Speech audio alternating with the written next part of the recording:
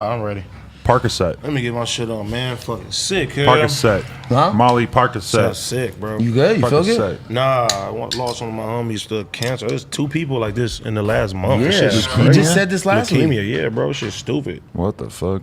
Damn, bro. I'm sorry to hear that, bro. Yeah, man. I wish niggas would have told me afterwards. Oh, okay. It's cool. Well, I hear gotta, it, though. I gotta do what I do. No, I mean, isn't it crazy though when you think about something like that? Like, doesn't it feel like other people losing people feels like a bigger deal to them than it feels to us a lot of times because we've just seen so many goddamn people die over the past couple of years? Yeah, I'm just used to a period anyway, just living in Compton and growing up and doing it. And the crazy thing is that you could, are we live? Yes. Oh yeah. The crazy thing is that like when somebody it's bad to say, but when somebody gets killed or something like that, you be like, oh, like, okay, that's something out of somebody's control. Like you don't think of like people dying young from cancer and shit like that. And I had 2 homies in the last month back to back to die from fucking cancer. When I just seen my homeboy, literally like I just talked to him like 2-3 days ago. I was just telling him like, oh, you looking way better and stuff like that. I went to go visit him in the hospital a year ago, and I seen him at his brother's wedding maybe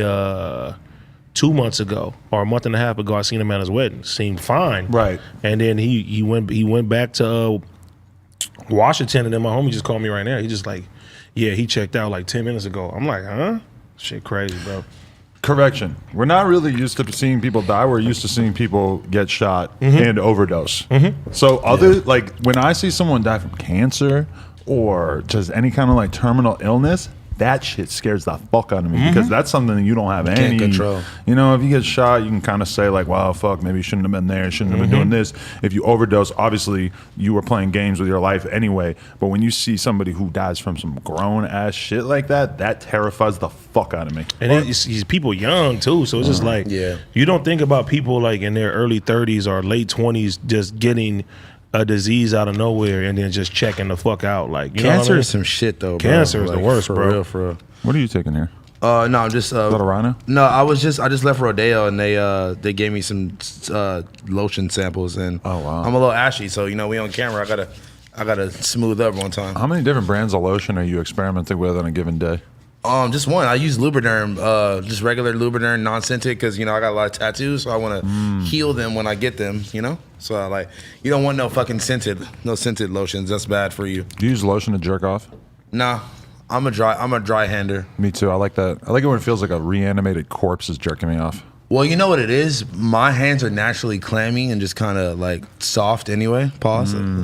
Give a Not when we're talking about jerking off. No. Sorry, I was trying to lighten the mood up a little bit. Sorry. But just know my hands are very soft already. So you can't talk about waxing your helmet and then put your hand out. Can I talk about AD's training session on Friday? What training session? So he shows up. We're doing our live stream. We're listening to songs for $100, just like we'll be doing on Friday, and Housephone will be doing immediately after this stream. AD shows up, high energy, got a bottle of Bel Air, super, just like having a good time, Mr. Fun guy, excited, etc.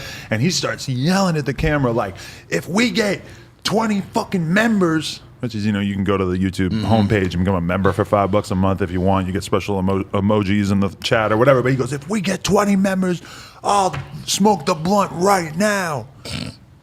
He hits that blunt a couple of times. This man becomes paralyzed, basically, and then is on the couch taking a nap. I did see a picture you laid out. Sleeps for about a half hour, and then he's back on the stream, hits the blunt again. All of a sudden, back to the couch. He's like intermittently like smoking and then sleeping. And I was saying afterwards, I'm like, that is like what you would do if you were really devoted to increasing your weed tolerance. It's like training camp. The only good that came out is that I have a new squad now. Gumby Squad! What's Gumby Squad? Explain. It's Gumby Squad. He just started banging Gumby on the stream. Like, you know how shit just he'll think of something and it'll just get into his brain and he'll just start repeating it over and over. It was Gumby Squad. But like, where did this like derive from? No, I don't remember. It went from no longer being a nomad, and then somebody said that we're the Mayans, and I said no, we can't be the Mayans. Then they said we're the Aztecs. And then somebody said we're the Gumbies, and that's what it is. Why now. the It's Gumby Gumbies? Squad. Thousands and thousands of years between the Aztecs and Gumby. Gumby. Now we're the Gumbies. Remember Waka Flocka had a Gumby chain? That's hard. And Because he's from he's a visionary. Grove Street. What does it have to do with Gumby? Because he used Wasn't green. there color green or something? Yeah. Like he was like a blood who Gumby- was also banging green or some shit around that Gumby time. was who? Gumby was the blood that was banging green. No, but I think Waka was banging Oh. some green shit at the time. yeah, I don't think. know why. And then I Grove think, Street Party. Yeah, You know, like the same way that like, you know, some Crips might use a Smurf emoji or some shit like that. We use the handicap emoji. That's big, but that's not really a cartoon character, although I agree it should be. it almost should be. I have that emoji next to AD's name. The handicap? Yeah, got to. It says A Dizzle with a. How much effort do you guys put Handicap. into adding emojis next to your friend's name in your phone? I have a thing that I do. Uh-oh. I put all kind of random numbers when I have multiple numbers. Now I just put 2021. But before I put like 7856654432222. Oh no, I can show you right now. I have this one girl I know changes her number like every other week, so it's like Abby New, Abby Newest of New, Abby 2020, Abby 2021 Newest of Newer. I think you guys might be AD2 and Little Housephone too. I've Why had the am same I number. 82? Because I might have had another number for you before. I'm pretty sure I've had the same number since I've known you, and I'm pretty sure you probably changed your number like once. I don't have a phone number, so This nigga, I have phone numbers in, but it's sorry. it's something. I ain't gonna say it. They're gonna probably try to spam you. Yeah. Let me relax. yeah, just don't say my phone number on there. Before we further go into that conversation, I do want to say that March is here and the madness has officially begun. It's time for you to shoot your shot and score big on the nonstop action on MyBookie. Select the winners from 63 tournament games in the MyBookie bracket contest for a chance at $10,000 in cash prizes. It's only $1 to enter. It doesn't matter whether you are filling out multiple brackets, betting the national championship winner, or simply looking for players and game props. MyBookie has you covered. Sign up today at mybookie.ag and use promo code NOJUMPER, one word, to secure a deposit bonus up to $1,000. That's promo code NOJUMPER on mybookie.ag if you want to do some betting. College ball, NBA, and NHL. No matter the sport, we get jiggy and we gamble responsibly. Okay. Yes, sir.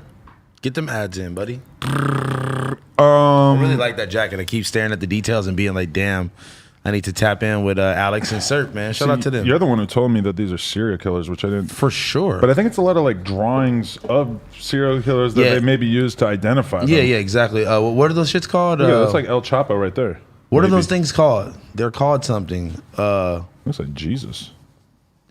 Police sketches. Yeah, sure, yeah.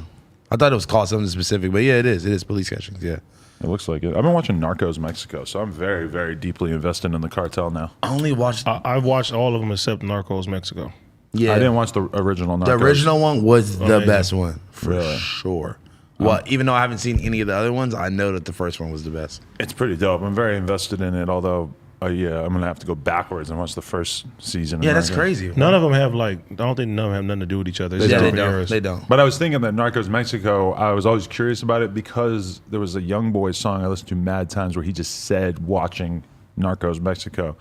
And I remember thinking, like, is there a show called that? Or is he just calling Narcos Mexico because it was set in Mexico? Like, I didn't know. Narco Mexico. No. Yeah, something like that. That seems like a NBA young boy. Which, by the way, should we just jump right into it? free Young Boy. For sure. Free YB. Isn't that crazy? Did you hear the details of how he was arrested?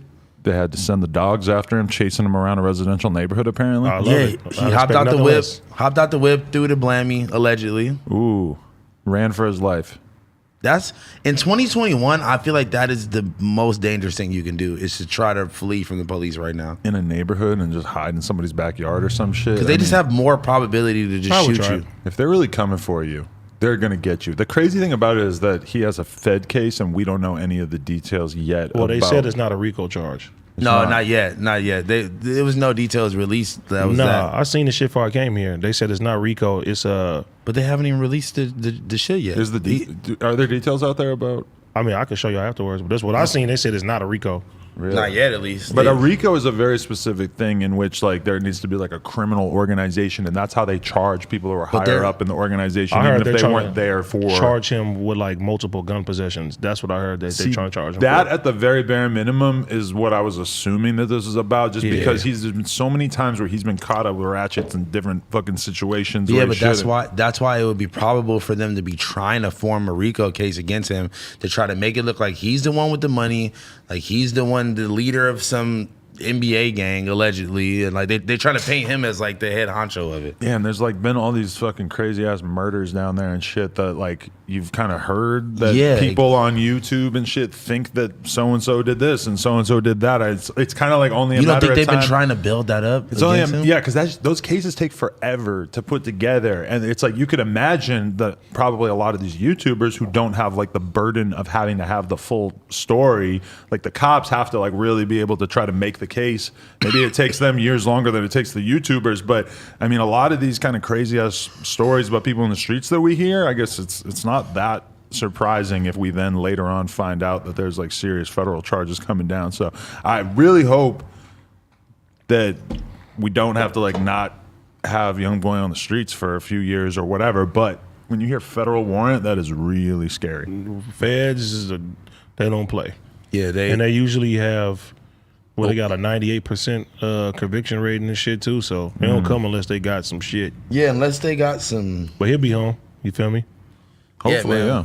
Definitely got to stay positive and keep his head up for his fans, and he got a lot of good people in his corner. And honestly, I don't know what fucking legal team he's had before, but the fact that he's even free is kind of like he was even free at all. It's like he must got the best lawyer, so yeah, they might be able to get him out the jam.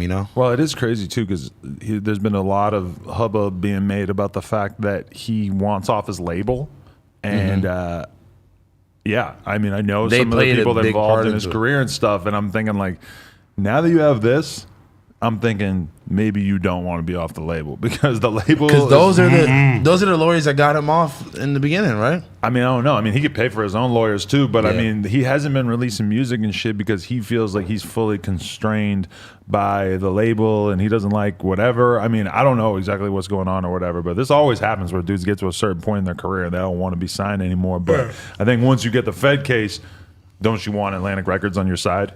Yeah, as like a.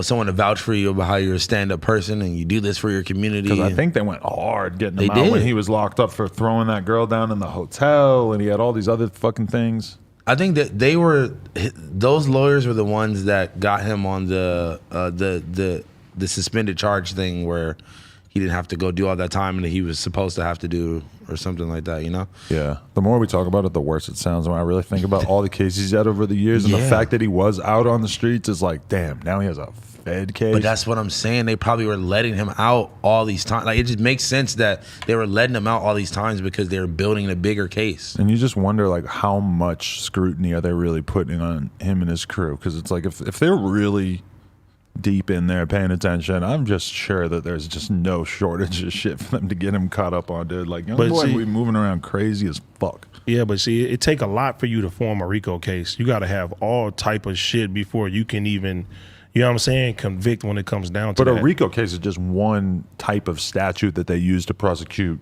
multiple people. A group of people, yeah. It's like it doesn't need to necessarily be a group. It's like they could be ignoring everybody else in his crew and just saying like, you had this gun at this time and you crossed state lines with it and you did this, and who knows what kind of shit could possibly be brought up, but it just seems pretty likely that they're going to do all that and more.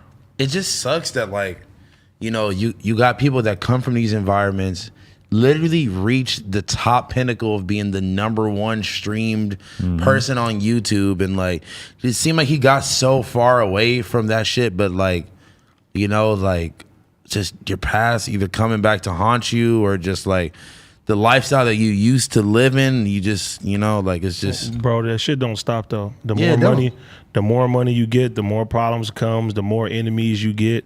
You know what I'm saying? You gotta take care of people that are not around you at home. It's all type of shit. Like that shit don't stop. And you know, he could be a nigga that said, all right, I'm not fucking with nobody no more and turned his back. But he's somebody that fuck with his community, fuck with his people and shit. That's a fact. You know, you're gonna be involved in shit. Post up in the house. Don't ever have nobody coming over besides your little crew of people who work for you. But then that's when the people, goal. Yeah, but then that's when people start feeling that animosity of like, Yeah. oh, you fucking changed. And if you're a spicy ass human being like fucking NBA YoungBoy, it's like he don't want to be just in the crib all day. We see how he moves around. He wants to be in the streets. We see him in the fucking hoods and stuff. Random ass iPhone clips of him in places that everybody who see that clip is like, what the fuck is this dude doing out there? And he ain't rolling around with all kinds of crazy security and shit. So I mean, there is that dream. Like I've seen people do that. Like I've seen like Pump got famous. Pump all of a sudden was nowhere. He was in the crib, and it's like he's one person that at least realized pretty early on that he had to be really careful because cops were going to be coming for him and shit like that, and that, you know, people were going to be trying to try him. So he always moved around security and just kept a super close distance from that shit. He also was at the level where like he blew up fast and like had a really big #1 song to where he could afford to pay for security and shit. YoungBoy's in that position too. YoungBoy, Like, number so one much money. Number one YouTube streamer. Like, no, I wasn't comparing numbers. I wasn't comparing them. I was just saying, like, you know, some people are in like a luckier situation where, like, you know, definitely. But I mean, that's what's super crazy when you think about it. Think about YoungBoy and then think about Vaughn. Like they had issues with each other and shit, but Vaughn went out just from being out and about, like basically ending up in this situation that was basically the result of him just moving around crazy and being around different people and running up on somebody and all this shit that wouldn't have happened if he had just stayed in the crib and been mega Mr. High Security. And then you look at YoungBoy, it's like he is apparently catching some kind of Fed case. Why? Because he's rolling around, not moving right in terms of like guns in certain situations. Obviously, we don't know the exact details, but both people, like YoungBoy might get locked up for 10 years. We're never going to see Vaughn again.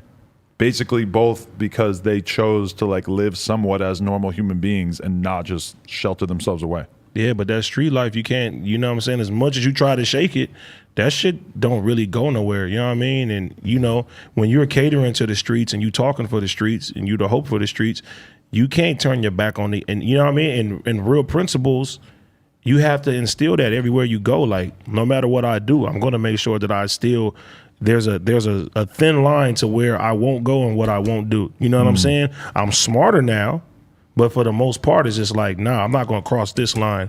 I'm not going to cross this line. And I feel like Vaughn went out, you know, sticking to his principles and shit like that. You know what I mean? Sticking to his principles, but also when you really think about how that situation went, like he could have handled that in a much more sophisticated way. He had a bunch of armed security in the other car.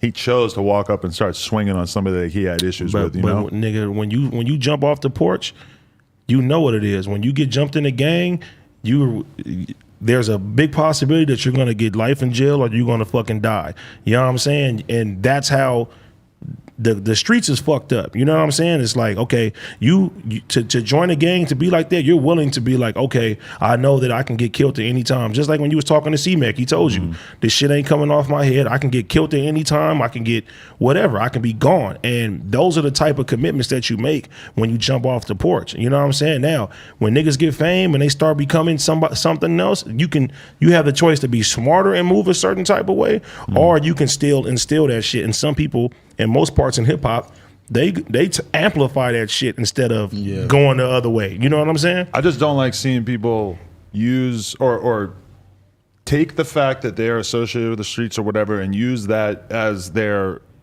excuse to crash out. And when I say crash out, I mean to basically just torpedo their whole life, doing something that they shouldn't do, just like without a care in the world, as if jail isn't the ultimate thing that you need to be working against and trying to avoid. Like dying. All your decisions should go back, like, and I say this as an old head that can look at a 20-year-old and think that I know better, but when I was a kid, I was not thinking about like the risk that I was taking and all these situations I was putting myself into, and I wasn't thinking about the security of making safer decisions. You know, there's a lot of things in terms of like, you know, credit card fraud shit I did back in the day that I'm like, how could you possibly have thought that that was a reasonable risk to take for like $1,000 laptop, like to go in a store and do that and have your fucking face on camera and all this shit. And I, you know, when you're young, it's very, very hard to have that perspective of making decisions that will affect your life in a positive way in the long term. Like there's a cartoon I heard somebody talking about the other day, but it's like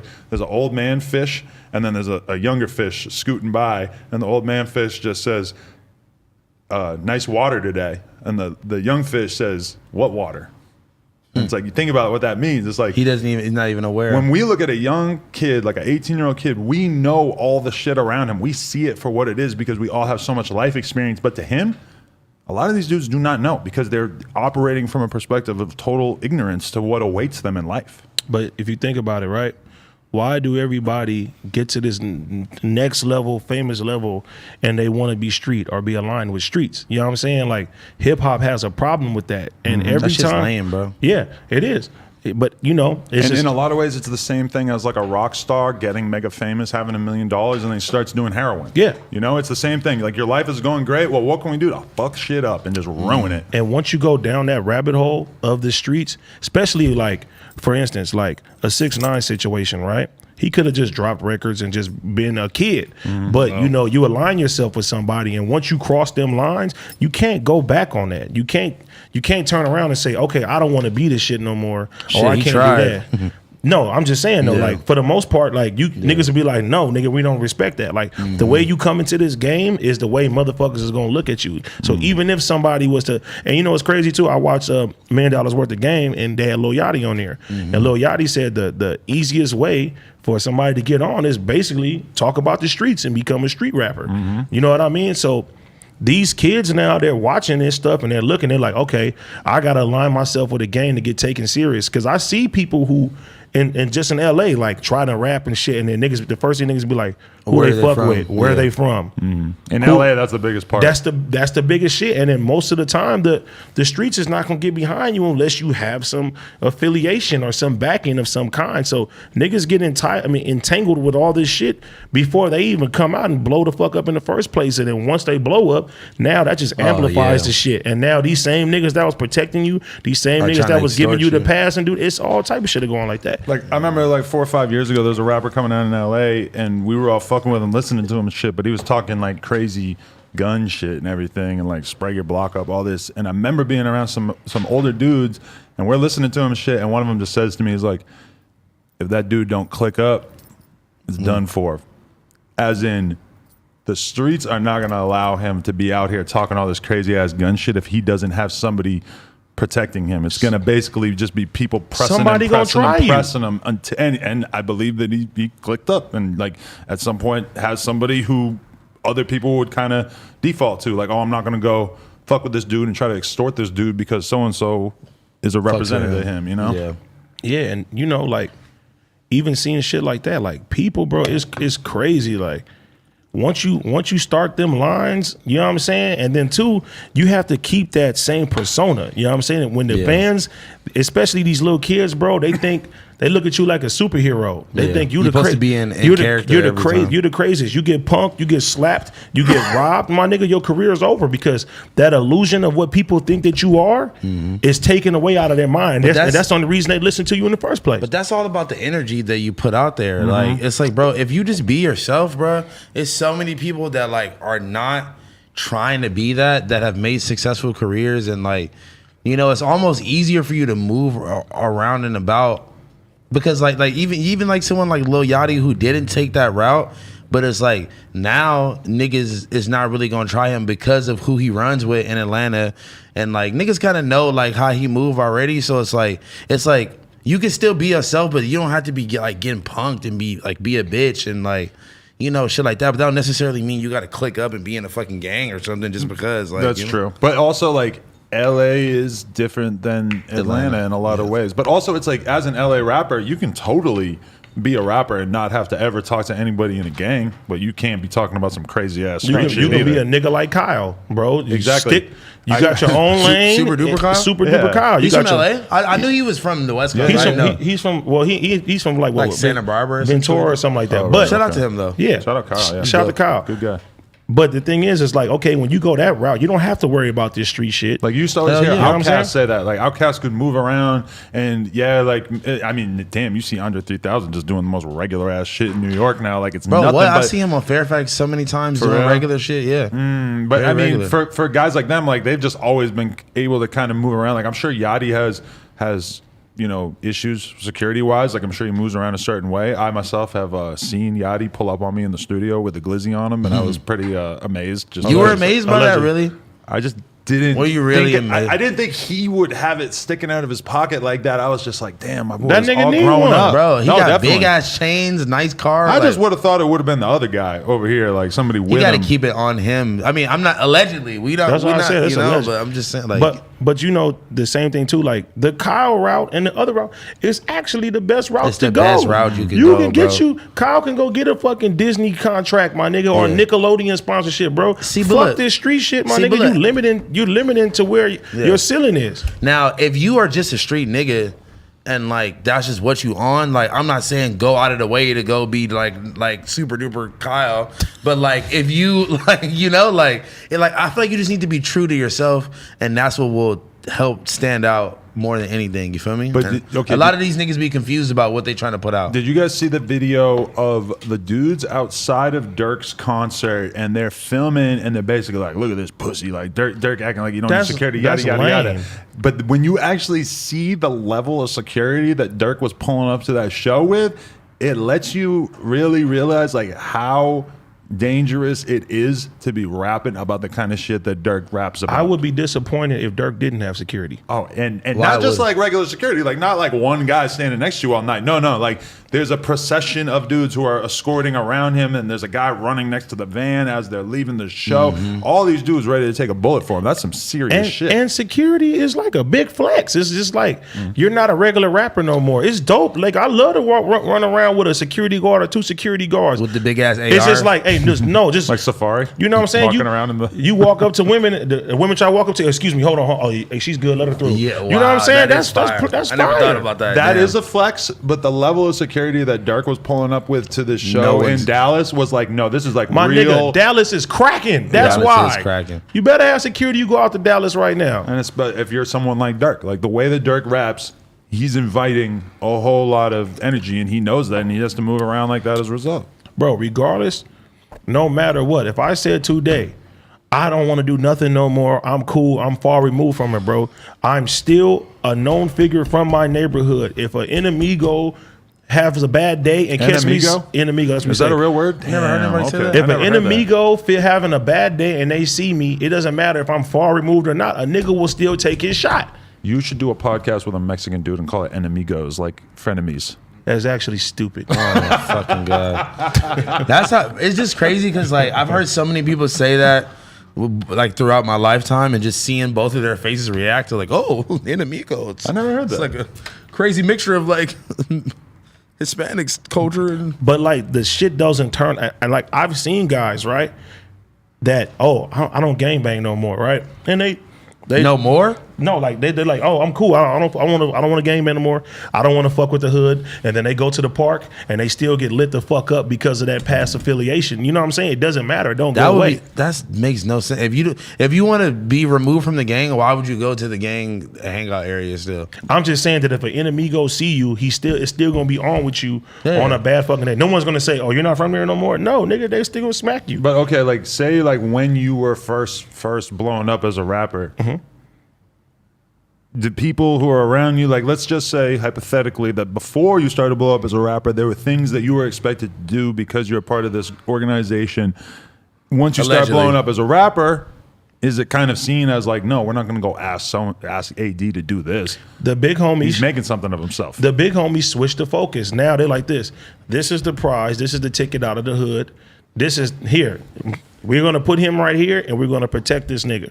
Everybody hood don't think like that though. But let me ask you a very big picture question. How do we make gangs and people of that ilk, how do we make them focus on improving their communities as opposed to fighting with each other? Some shit, bro, it can't be forgiven. It's too deep rooted. It's too deep rooted, bro. But I know not getting along with different neighbors is inevitable, but it just feels like, I was talking about this. I was watching a documentary about people in fucking Ghana or the Congo or some shit. And it's I wish that they could understand that they should be that the thing that is holding back their lives is their position in terms of the world. America is shitting on your country, but and you should not be focusing any of your effort on fighting with some guy around the corner. You guys are brothers, and you should be brothers in trying to make something better. And I mean, I realize I say that, and they have no fucking opportunity or so little to work with. Let me ask you something. Imagine somebody, and hypothetically speaking, killed your mom right now. Listen, I get that. Yes. Would you ever forgive that person? No. It takes a strong individual to do that. So there's some guys, bro, before they're, before they're born, somebody from this neighborhood killed their dad, or somebody killed their mom, or somebody killed their little cousin or little sister, and that hatred just roots and it continues to go on, and the cycle continues. But what it really takes is real men to stand up in the community. You feel me? And try to make it better for the people going forward. It take real people that's willing to say, you know what, this is bigger than just, the problems and stuff like that. And then unfortunately, in these communities, bro, niggas ain't thinking like that. You know what I'm saying? I know that there's certain places that I can't bring certain people. You know what I mean? No matter what. You know what I'm saying? I could say, look. Even us? No. There's certain people I won't bring over here because they'll be sitting there like this. How many condoms can I steal? It's just, what I'm saying? No, that's a lick. But that's the thing. It's I can't expect everybody's mentality to be the same as mine. Luckily, I was able to elevate. I was able to travel, you know what I'm saying, see the world, and that opened up my eyes and be able to touch some money and be able to better myself. Everybody don't get them opportunities. There's some people, bro, that I know who haven't been nowhere farther than Vegas their whole life, and they're 40, 50 years old. Even Vegas is. That's what I'm saying. It's a drive. They haven't seen the world, bro. They haven't seen what it is to offer. And that small little corner, that's their life. They live for that. They die for that. How did you beat it? You know what, bro? I didn't really grow up with no siblings or anything like that really close to my age. I had my group of homies, and we were kind of just always on our own shit. See, that's a good thing about skateboarding and music culture and shit being so much more of a thing that it does seem like there's alternate routes now. We had that too, in the streets, right? We had that too. You were a bad kid. Huh? You were a C-Mac. Let me finish though. Let me finish though. Let me finish though. So it was with me, I was always just the outcast, even of my friend groups. Bro, one of my best friends was the star football player in 9th grade. He was on varsity. I was just always still the outcast, even of my friend group. And I think I was just always just on my own shit. And I never liked kind of fitting into some group or whatever. So I don't know. I just never, it was never appealing to me to go the closest we ever got to some gang shit was when niggas had jerking crews and shit, and we would be beefing with other jerking crews. And I got kicked out of school halfway through 9th grade because I'm getting into fights every other day. We got jumped in the parking lot by this other crew that was older than us. They was in 11th grade. But is it like Thriller where people are dancing and fighting at the same time? No, see, okay, look, so people don't. A good example of that? No. People don't understand when you refer to jerking crews this is pre new boys you're a jerk. It was really just mini gangs. It was niggas was just clicked up and just called themselves certain shit, and they would wear hats and stitch their crew on it. But isn't it so funny that in LA, but you didn't have to be a jerker or a rapper to be in a jerk. Jerk was a word at first. In LA, jerking culture is this weird thing that everybody acts kind of awkward about. The fact that a lot of gangster rappers really embrace that shit, and a lot of people in LA you'll hear people say that about fucking Draco and YG and stuff. Oh, wasn't he a jerker? Yada yada. I don't even know if that's true for either of them, but that's kind of a YG, weird accusation. YG was in jail when the jerking thing became an identity. Right. When he got out of jail, it was damn near over. Also, I just want to say pause as long as we're going to talk about all these people jerking. Okay, pause. But look, back to what you were saying, right? A lot of people who gangbang were in cliques and crews. That's bro, what I'm saying. Right? So just imagine. But then you grow up into. Wait a minute. So just imagine somebody from your clique that you look at it like a brother. Somebody takes it to the next level and kills your brother. Some of your crew are going to want to retaliate. You know what they're going to do? They're going to get jumped on the fucking gang. And are they going to form? I've seen gangs form from being cliques. You feel me? I'm honestly lucky that like the little beast that we was into and we was really jumping each other and like, bro, these niggas tried to pack me out one time because they saw me by myself. The next day, me and all my homies went and fought these niggas and we stomped this nigga out. Actually, I didn't touch this nigga, but this nigga was on the floor and his head was like against like some like concrete shit. Bro, people that weren't even involved in the fight were jumping in and stomping this nigga out. He had a whole ass seizure. We thought he was about to die. And it was like, bro, shit like that could have escalated with guns. If it would have been guns and shit around, somebody would have dead. No, so imagine his cousin comes and shoot one of your homies or something like that. Exactly. Now, somebody in your crew, they want to retaliate now. And now you have a whole beef and whole war over a stomping that it could have been prevented. I feel so lucky that in my high school, nobody was smart enough to really start forming gangs besides the Dominican kids. But at least they were the only ones doing it. Like nobody else had a gang. They had their gang, the Dominican Kings, and they would spray paint DK all over downtown and shit. Wow. They spray painted on people's houses. I'd be like, that looks weird. But they were the only ones who thought of it, I think. I feel like you said, like, yeah, it's more shit to be like interested in, I guess, and like you can like form groups with other shit now, but it's just like, I don't know, like I just always was just a for myself type person, and like I just didn't really, I don't know, you know what it is, I didn't really mesh well with like a big group of people. Like it was always some people in the group that didn't like me and shit, so I kind of just stuck to like myself. You were like, fuck gangbang, and I'm gonna do ketamine in warehouses. And listen to Young Simi and shit. See, Young Simi. And I can give you another example, bro. This is when I was way older by then. Still, that's a good lifestyle, you know?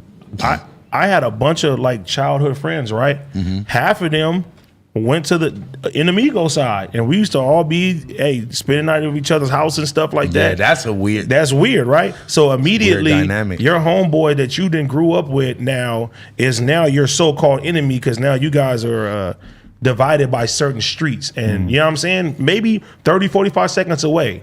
Now your best friend might be the same one, your old best friend may be the same one trying to gun you down and shit to get tricky like that. I watched a YouTube video that said that Back in Blood, that Pooh Shicey's whole verse is about that other crew from Memphis with EBG Jizzle or whatever the fuck his name is, and that when I forget honestly, like, but when I haven't listened to their diss yet, but when he says like, you know who took that shit from you can be at Back in Blood, in this video they claim that like Pooh Shicey and his boys like ran up in this dude's crib, took a bunch Trap of pistols. Geek video, by the way. You better Trap King. Trap Geek. Put some respect on Trap Geek. I feel like I watched another one about. I watched a whole one about. Honestly, these YouTube fucks don't know nothing they're talking about. Nah, sometimes it feels like they know a lot. I was gonna say, bro, I don't know. Sometimes these niggas be very tapped in. I don't know how. But I'm saying I didn't know anything about Pooh Shicey until I watched this same video. I didn't know anything about his street history until I watched it. I didn't know that Big 30 was signed before Pooh Shicey. I didn't know that. I was also very astounded to find out that whole song was basically about something that apparently really happened. And that Memphis was listening to it from a different angle than everybody else. Everybody else hears Pooh Shicey just saying some tough shit. You hear it from the other angle, you're like, oh. Think about being the person that's beefing with Pooh Shicey, though. And he's just winning so he's like hard that it's the biggest rapper right now. But you see, this is the same argument that Meek had against academics when it's saying like, these YouTube people, you guys are igniting beef, and motherfuckers is looking at this shit like this. You know what I'm saying? Like, you guys are watching some shit that we don't really know nothing. We don't know about no fucking Memphis shit, bro. We don't. But the thing is that those YouTube videos, the people who are making those videos are not even trying to like be people that would ever go to a club or be at a show in hip hop. They don't have to worry about ever running into anybody. Like, Academics got attacked so hard back in the day. At least he lived in America, and like people kind of knew what he looked like from the beginning. That's like a whole different thing. Like, yeah, you can't get at Academics, but a lot of these people making these videos, they know enough to stay anonymous forever. But I think that originally, I don't think that when Academics started doing that shit, his intentions was to entice beef or have people kill each other or do any type of shit like that. And I feel like the more times when people make this stuff, it's just like, okay, somebody will watch that YouTube video and be like, oh, Pooh Shiesty, they think Pooh Shiesty's like this or something like that. A nigga will retaliate just over a YouTube video, bro. Because there's different levels. There's laying out the information that, like, you know, some of these channels seem like they do it relatively responsibly, but there are a lot of channels on YouTube that are basically just pushing fake news. They're like just regurgitating shit from the comments and running with it because they know that there's no accountability. That if they make a video and they say, like, one of those channels could totally make a video and say, like, Pooh Shiesty killed 10 dudes. Here's a bunch of shit that I know about it. And if they put it together intelligently enough, somebody like us, we might be sitting there and thinking, like, Jesus Christ. Like, we didn't know he was a serial killer. 10 bodies. That's a lot of bodies. Jesus fucking Christ. But, like, I mean, at the end of the day, these people, it's like documentary making where, you know, like the Tiger King documentary, like, they didn't show you Joe Exotic saying the N-word because they knew that that would make you like him less. That you wouldn't be able to really enjoy it if you're thinking like, oh, this guy's a terrible racist. So they leave that detail out, make him a more sympathetic figure. I mean, these hip-hop YouTuber guys can do the same thing. They can include a bunch of shit. Who knows if it's real? But just imagine if you're the person in that neighborhood, right? Oh, yeah. And these are your cousins. This is your cousin that died, or your cousin that got robbed or something like that. You may watch this video and come up with speculation in your head from this YouTube video to go hurt another human being, bro. Yeah. So that they shit's did that fucked with up. King Von so crazy. Like it was fucking Reddit threads about all the people he supposedly killed and who did this and what, like back and forth. And it's like, bruh, like you said, like a lot of the shit is just speculation, but a lot of it is so much like shit that's been circulated so many times. Yeah, but like, if it was them same people making them YouTube videos, if shit was happening to them or they homies in their community, they'll be those are not even those. But that's the they'll be pissed the fuck off that somebody's even covering that shit. That shit's lame. But that's the whole principle. Is like those are the type of people that wouldn't even be involved in that type of shit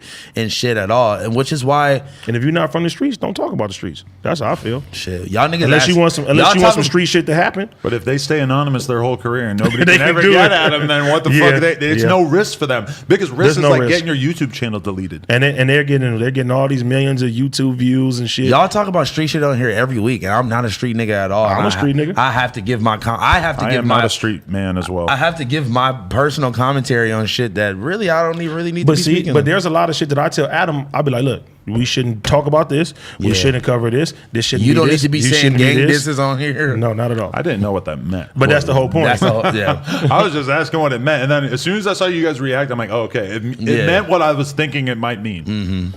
So yeah, like, C-Mac, the Loke's life has changed from that. That's what I'm saying. That everybody in LA seen that. When I called Big U today, first thing I said, you watched the C-Mac interview? He goes, man, does that guy really like that? Like immediately. I ain't gonna lie. I've probably watched that interview like 19 times, and it that never gets I don't old. understand because I watched it one time and I felt like that was perfectly I fine. fucking love it. That was enough. It's golden, bro. There's a lot of kids who are going to grow up with that interview, and C-Mac the Loke is going to be like their Mickey Mouse. Like they're gonna like just looking at him like that's the guy. That's who you want to be like. Nah, you taking it too far now. yo, No? yeah, this is fucking. You're a C-Mac the Loke yourself, so you would say that. Well, you think so? AD Mac the Loke. Oh my god. What's keeping you from getting a big tattoo of some sort of symbol or imagery on your face? I think that you'd be very disappointed in me if I even went that route. It'd be like reverse. It would be weird. It's weird to get face tattoos when you get old. Yeah, Yeah. No shots at Travis Barker.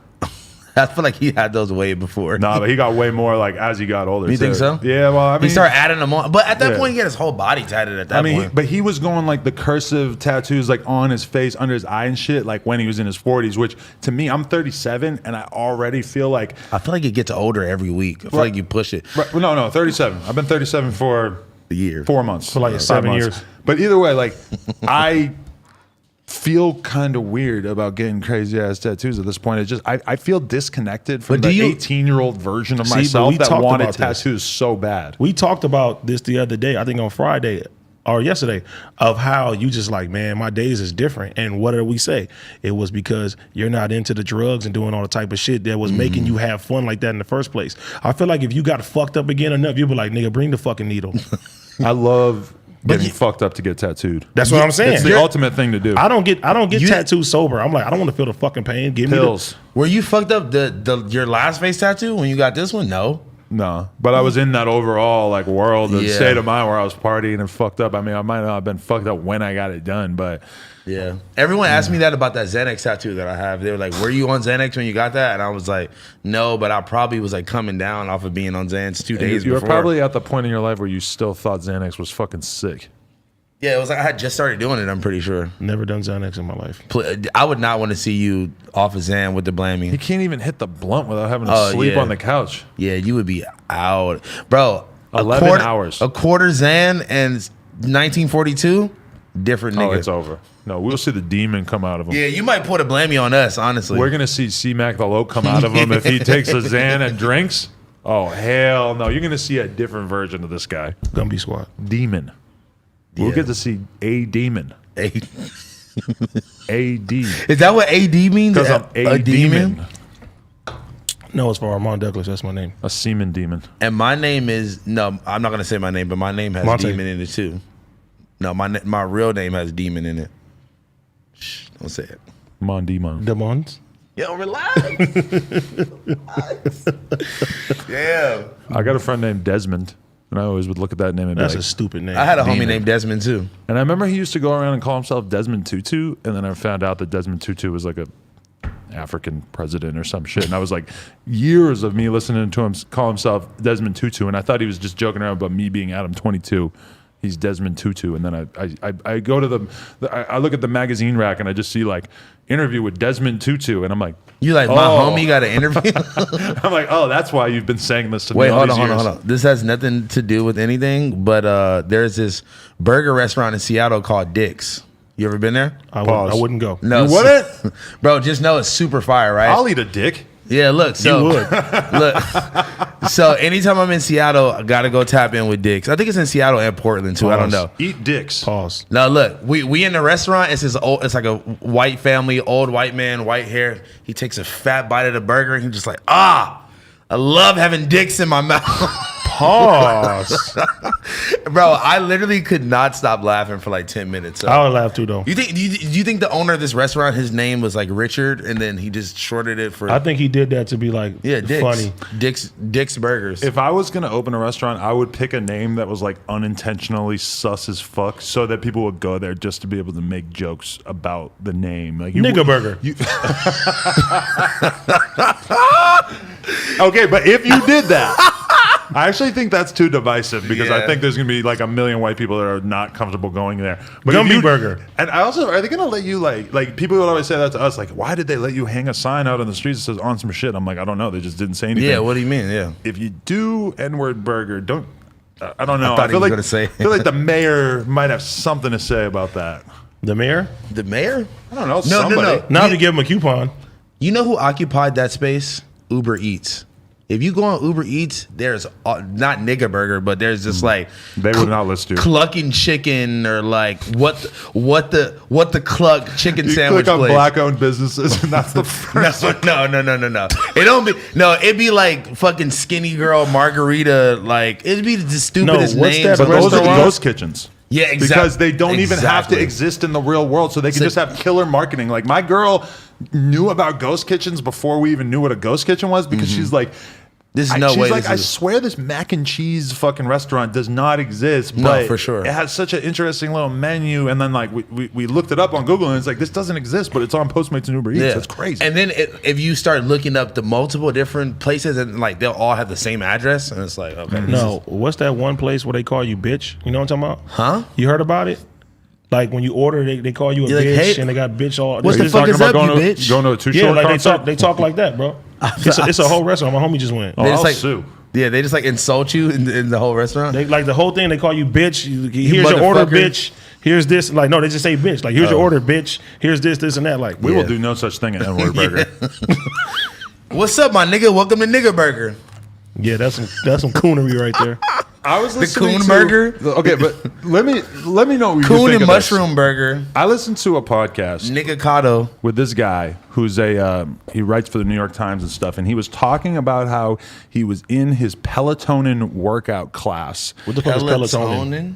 It's the Peloton. I said it wrong. It's the thing where you have like an exercise bike and there's like a screen built into it and you have like an online like personal trainer who like takes you through your workouts and shit. It's a really good idea. I haven't actually tried it, but he was talking about how he was in this group and you can't see anybody else. So he's assuming that he's the only black guy in there because it's, I guess, like a pretty expensive thing to do and stuff. So he's assuming that maybe he's the only one. I don't know. Seems racist. Willing to pay for it. But then he's black. He can't be racist against other black. This is fair, but the way I'm saying it sounds racist. But he's in it. The fourth song that they play is a J. Cole song, and it has multiple N-words in it. And he seemed to be like very upset about this. Because the Peloton class? Because to him, it's weird to have a white trainer, a presumably at least largely white audience, and then he's the only black guy, which nobody knows that he's black, but they're working out to a J. Cole song that has multiple N-words in it. Would you ever, what occurred to me is that I can't imagine anyone that I hang out with even noticing that. But are they singing it That's while what he's working No. out? That's what I'm They saying. can't see each other. They can't hear each other. It's just him. He knows that there's like 8 other people working out with him. He does not know if they're all black or all white at all. I don't see. Like, That is stupid as fuck. Yeah, That's I like was gonna say I don't see what's the problem. I was thinking that it was a stretch. He's My personal opinion. imagining people saying the N-word while they're working out. He really doesn't know. It's not that he even is imagining them saying it. He's just he feels weird about the fact that he's forced to listen to that word in front of a bunch of people who he assumes are white. I'm not gonna hold you. That's a little extra. No. Yeah. I'm gonna give you another example, right? I went to go eat the other day at this restaurant. There's a lot of white people in the restaurant, right? they're playing rap music. And I'm sitting there wondering, I'm like this, okay, are they gonna play the edited version of the song? Nope. Are they gonna play the cursing version of the song? They're literally playing Young Dolph. They play on top of shit, the N-word all fucking day, right? Yeah. I'm looking around, everybody's just People just not even paying. it's like you go to a rap concert, bro, like the fucking crowd is screaming all type of shit. That's a little different because I feel like if you're white and you're going to a rap concert in 2021, shouldn't you have the like consciousness to like at least be like, I'm not going to be screaming the N-word back Them at 21 niggas don't Savage. care. Yeah, because the people who are going to these concerts are like the least thinking consumers on earth. They're just going along for the ride. Did you see when like Mario Judah was with Ass Pizza? And like he was just in a random parking lot. He's standing on top of an Escalade, and he's like, "Oh my, I have found you." And it gets like quiet. And there's like one white kid, like, "Nigga." You can hear the kids singing along, but you can't tell which one. And there's no music playing, so it's like you really hear them singing. And it's just like, oh Jesus Christ, Like, bro! oh Like you my need to relax. fucking God. But yeah, I don't know, like. That when I was listening to that guy being like potentially upset about that, the closest thing that I can think of that I thought of though is when we went on that BMX trip to San Francisco. We're driving around, we're listening to Rio and TJ and all these fucking rappers that we listen to who I'm not thinking about their lyrics as like really offensive because I just know these guys and I know how they rap and shit. But at one point we end up parked outside this deli. We're all waiting for our sandwiches. I don't know what kind of neighborhood we're in, whatever. But all of a sudden I like look out the corner window. We have fucking Rio blasting loud as fuck. And I just lock eyes with this dude who's standing there. And he looks like he could be like a local community activist or something. Ooh, those Rio bars started hitting way different. Because I'm just thinking like, this guy's kind of looking at me as like a guy who just came to his neighborhood and is basically playing records of a guy saying like some of the most like evil shit ever. Okay, is there any black people in the car? No, probably not. So no. like if you come on the block and you my nigga, you listen to But that? it wasn't me roll down the saying window. No, not you saying it. Just, saying it, but there's a playing car full that- of white people and you just lock eyes like this. But that's like a friendly song. Rio does not sound friendly, and he doesn't sound like he's joking around, even though we know he's joking around about a lot of stuff. Let me give you another scenario. This girl that I know that's in Australia owns her own business. She has a hair salon. All of her clients are like white mom, like Australian white ladies, and she'll be in there playing Rio, like push my bitch down a flight of steps, and like they'll be looking at her like, bro, she said that the other day. Some lady asked her like, yo, like, do you know what he just like what he's saying? And she repeated one of the lyrics like, oh yeah, my son know how to load the gun. He is smart fuck. Brought the strap to the park and shot the park up or some shit like that, right? So she repeated it back to the lady, and then the lady like 10 minutes later, she stopped and was like, oh yeah, so like how old is your son? Like she thought that this girl saying the Rio lyric to her was her talking about her actual child bringing a gun to the park.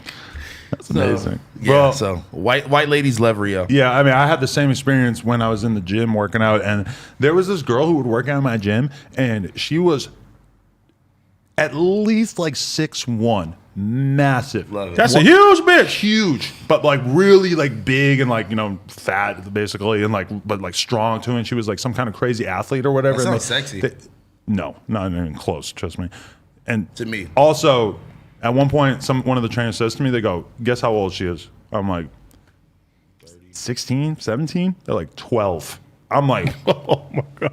I retract my statement. I retract I was mine, too. thinking about you must spoke too soon there, but she's towering over everybody else in this gym, and they're like, she's 12 years old. I'm like, are you fucking kidding me? Anyway, they're playing on the thing. It wasn't a day where I was in charge of the speaker, which I often was, but they were playing just like random You put 90s you in rap charge on radio. purpose? No, they're playing Snoop Dogg fucking It Ain't No Fun If the Homies Can't Have None. Oh no. Which that chorus, a lot of people might only remember that chorus. The actual verses are like, Guess who's back in the motherfucking house with a fat dick for your motherfucking mouth? Hoes recognize. You too.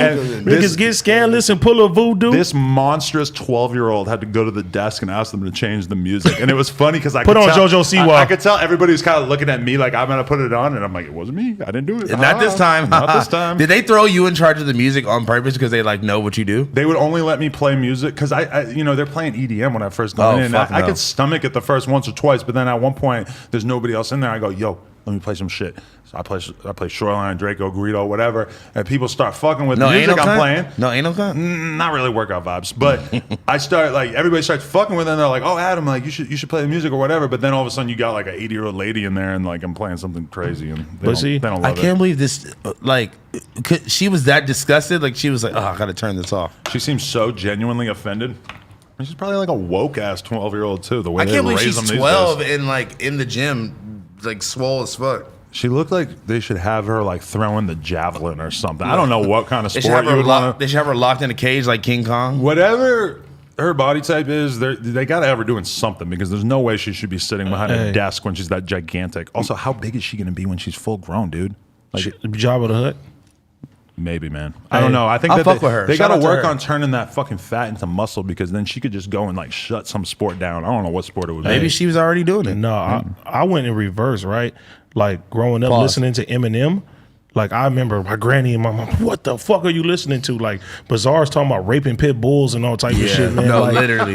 you feel me? Like Shout out Bizarre. nigga talking about his grandmother gave him head. Like I'm like, I was listening to shit like was that. saying crazy They were ass saying crazy. Like that Devil's Night, that D12 Devil's Night album, bro. I got in so much trouble for listening to that shit. And when you think about D12 and Eminem, and then you think about Rio and all these modern like Detroit Flint area rappers, wow. it's super easy to draw the line between the two. comparisons. Or even like back then D12 was like was still ICP crazier. and shit. They were the fucking kings of saying the most offensive shit. I've never heard an ICP song. Me That's either, fair. actually. Yeah, they're good. But I got a shirt or two though. no, yeah, they're great. But think about that. Like that's so crazy that like the Detroit has had this like very similar like punchline. Rio's like not from Detroit. Hilarious, like mega offensive, Michigan. whatever. But like that mega offensive joke thing being like their thing is like that's pretty Yeah. crazy that like somehow You know why? stayed. I feel like it's just like Big Sean's funny too. yeah, In a right. different way. In a He's different not way. offensive, Yeah, yeah. not at all. No, but I feel like it's it just comes from like the place that they're from is just dark and cold and grimy, and it's like, yeah, people want to laugh at something they don't really have that much to laugh about, but fucked up things, and you just got to go wild with the imagination. If I had been rapping when I was 13, I would have been saying some offensive shit. You probably would have said the N word. I was just about to think. I was just thinking. No, I would not. Not my style. Not buddy. me. No, sir. Not me. No N-word Don't gang. put that evil on me, Ricky Bobby. Don't put that evil I on me. send that meme to people of like Rick Ross being like, "No, sir, not me." I send that to people all the time. Did you see? Am I the one who saw the Biggie documentary on Netflix? Yeah. I loved it. I feel like I know so much about But see, the notorious that's how I B.I.G. feel too. But Adam said is way more They spend so much time on his childhood and like really showing him being that dude who was like buying nice clothes and selling crack on the block and like having this little crew of dudes with him and stuff, and like him not really even wanting to take the rap thing seriously, and it just like painted a picture of him in a way like he's somebody that I didn't think I was going to be able to enjoy to the learn any more about. When I saw the Straight Outta Compton movie, it was cool, but I also felt like I just know this story so well, and I didn't really get anything new from that movie, which is fine. But with this fucking Biggie thing, I really was like, wow, that made me really like tune in and think about that period of his life in a whole different way. They had amazing footage, so much amazing. Like they would not have made that documentary if it wasn't for the fact that the one dude, I forget his name, who was always with him, was filming a shitload back then. So like that footage like of somebody like him that has never been seen before, that shit is immediately so valuable, because that whole documentary like doesn't really exist without that. I need to watch that. You know what's the most valuable piece of Biggie content I've ever consumed in my life?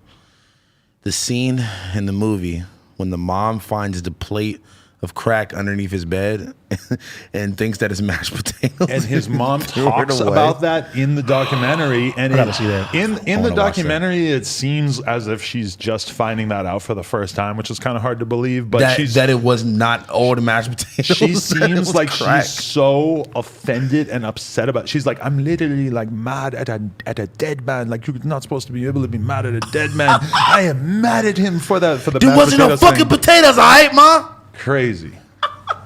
That is too funny, bro. Man. Have you ever been there where you got caught with some shit by your parents that you should not have been caught with? I would love to tell a story right now. May I have the floor? Yeah, go please. So it was back in Adam 22's days of doing cocaine and going to clubs and partying. And so me and a buddy, we got a couple girls, and we've been hanging out for a couple days. And one night we go to the club, and we come back from the club, and I'm hooking up with the one girl, and then I remember that the girl, like we're like basically fucking in somebody else's room because of the fact that that girl was not there at the time. But then while we're fucking, I remember that there's a plate, because we got drunk at the club, and then we go back to the house. We're fucking. I remember there's a plate of Coke in the closet. I'm like, this is so great. Rolling up $1. We're doing a bunch of lines. We keep fucking all night, yada, yada. And then the next day, the girl's roommate, the one that was hooking up with my friend, she tells me, oh my God, you did her Coke. She's gonna fucking kill me. Like, she's so mad at me for doing the Coke. But I'm like, I have to literally fly back to New Hampshire like the next day. So I'm not around, because if I was around, this girl's so mad at me that I would have literally like driven to LA from Long Beach, where I was living at the time. I would have bought Coke and just delivered it to this girl. Like, yo, like, don't be mad at me anymore. I'm sorry that I did all the homegirls Coke. Rah, rah. But anyway, I can't do that. I'm in New Hampshire. So I'm like trying to hit up people I know out there. At that time, I didn't know Little Housephone. Otherwise, I would have said, Little Housephone, can you make this problem disappear for me? He would have said, boom, bam, it's done. Because he's basically one of the characters from Narcos. But I can't do that. I can't, like, everybody I hit up, like trying to get people to deliver it and stuff. I can't believe you cared this much to do that. I know, it sounds so crazy too, because why the fuck? He stole cocaine. But it's it's basically like my friend's girlfriend too. Okay. So it's kind of like my friend's gonna be super mad at me if I don't if you don't make the situation right. Basically, I'm not gonna be able to get Coke there in time for the girl coming back from her flight. And so I tell my friend, I'm like, listen, this is what you do. You go to the store, you buy a bunch of baby aspirin, you break it all the fuck down, you mix it in with the Coke remnants. She's never gonna tell. He's like, he's like, you're crazy. Like, it's gonna be like 90% baby aspirin. There's like almost no Coke left on that plate. I'm like, it'll be okay. You're gonna be able to pull this off. Nobody knows what they're sniffing when they do Coke. Nobody knows. Are you fucking retarded? He did it. He heard her say, like, from the other room, like, oh my God, I forgot how bad this Coke was. And then he hears her on the phone with her dealer getting more. So we pulled it off. Wow. I love how I said, do you have a story of getting caught your parents? And I just thought of a story that I was very happy about, because I was like, where the fuck does this relate to parents?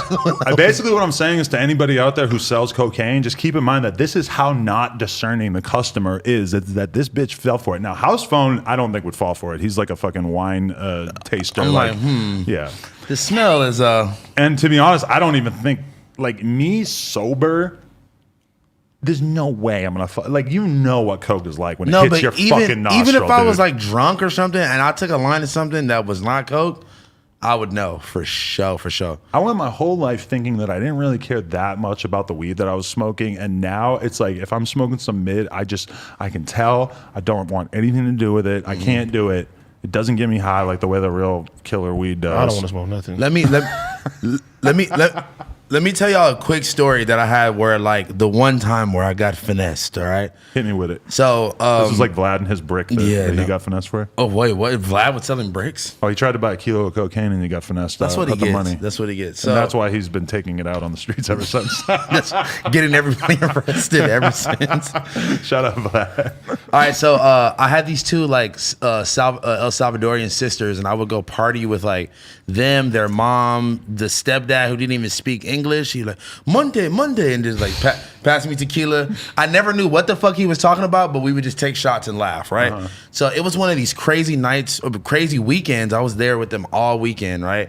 And for some reason, I walked to the local Subway right down the street to go get a fucking sandwich. You know, I hadn't eaten in 2 days. I'm talking to the guy who works behind the you know, he's a sandwich barista. I'm talking to him, and I don't know, for some reason I get his number. He was cool, like blah blah blah. I hit him up to get some coke. My nigga, we drive from Hawthorne to, I want to say like over here, like North Hollywood, Burbank, somewhere stupid far, because we were trying to get like a lot of coke. We get this coke. We had been coked out for like a day or two already, so we really were like, you know, on like that, we're getting like that last 8-ball, like we really like, we need this. We go to North Hollywood, get the coke, go all the way back. The two lesbian homegirls bust the bag open. They each do a line each, and they had just started doing coke. So they were like, I don't know, this tastes like baby powder or something. And I was like, what? Right. I'm like, what are you talking about? I take a fat ass line too. I'm like, oh my God, this is literally baby powder. Like it was like baby, like diaper rash shit. Like it was literally baby powder. Because the thing is, if you do a line of real good coke, it's like you become a monster right away. Like it hits I don't know about you. all that, but like you know, that second that shit hits your fucking brain, you are a different person. And if you do a line of baby powder, it is none of that. It tastes like baby powder. It smells like baby powder. I took one line and I was like, I think my inner self was just like, nah, there's no way we got finesse like this. So I took another one and I was like, nigga, this is literally baby powder. We called him back. He was like, yo, my bad, like, blah, blah, like, you know, I got it from the homie, blah, blah. That's what I would say too. Yeah. No. He gave us our money back, though. Oh, really? Wow. I was very surprised about getting the money back. I had a homie, a BMX pro, who, for the BMX awards in Vegas, he's there one year, and he buys a $500 bag of Coke, and it's fake. Oh, nah. Still did it.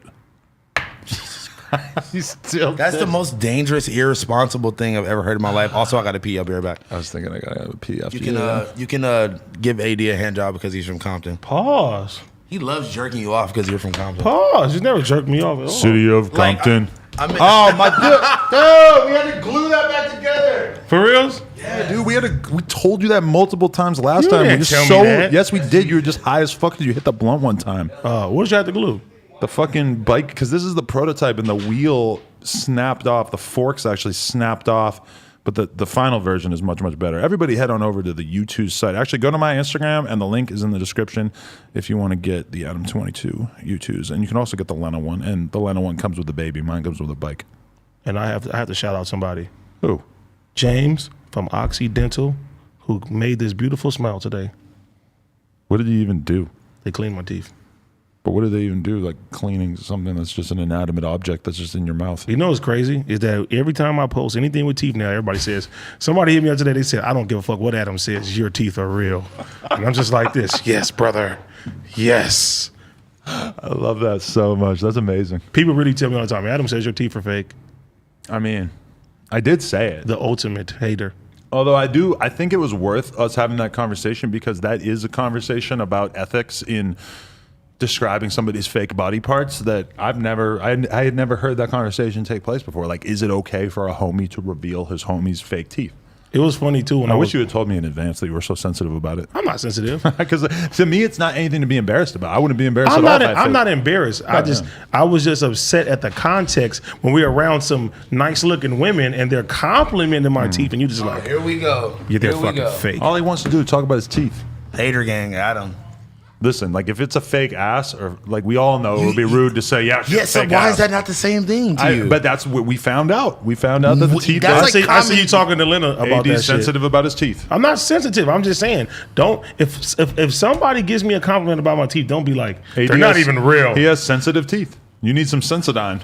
No, that's hater mode. I can't even hold you, bro. Don't throw that because AD already whipped it off the table and somehow. No, Adam was really mad when I threw the mic too, so I feel him. I was like, let me not throw the mic anymore. Less breaking things.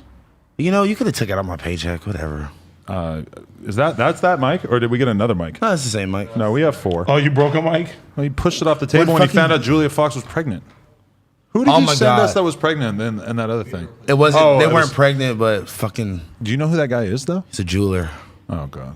Damn it! I don't even want to speak about it. How are we supposed to get pussy when there's jewelers out there? I mean, not me so much, but other people. How are we supposed to get pussies when jewelers exist? I mean, it just seems like really hard to compete They're rich. against. They'll give you free jewelry.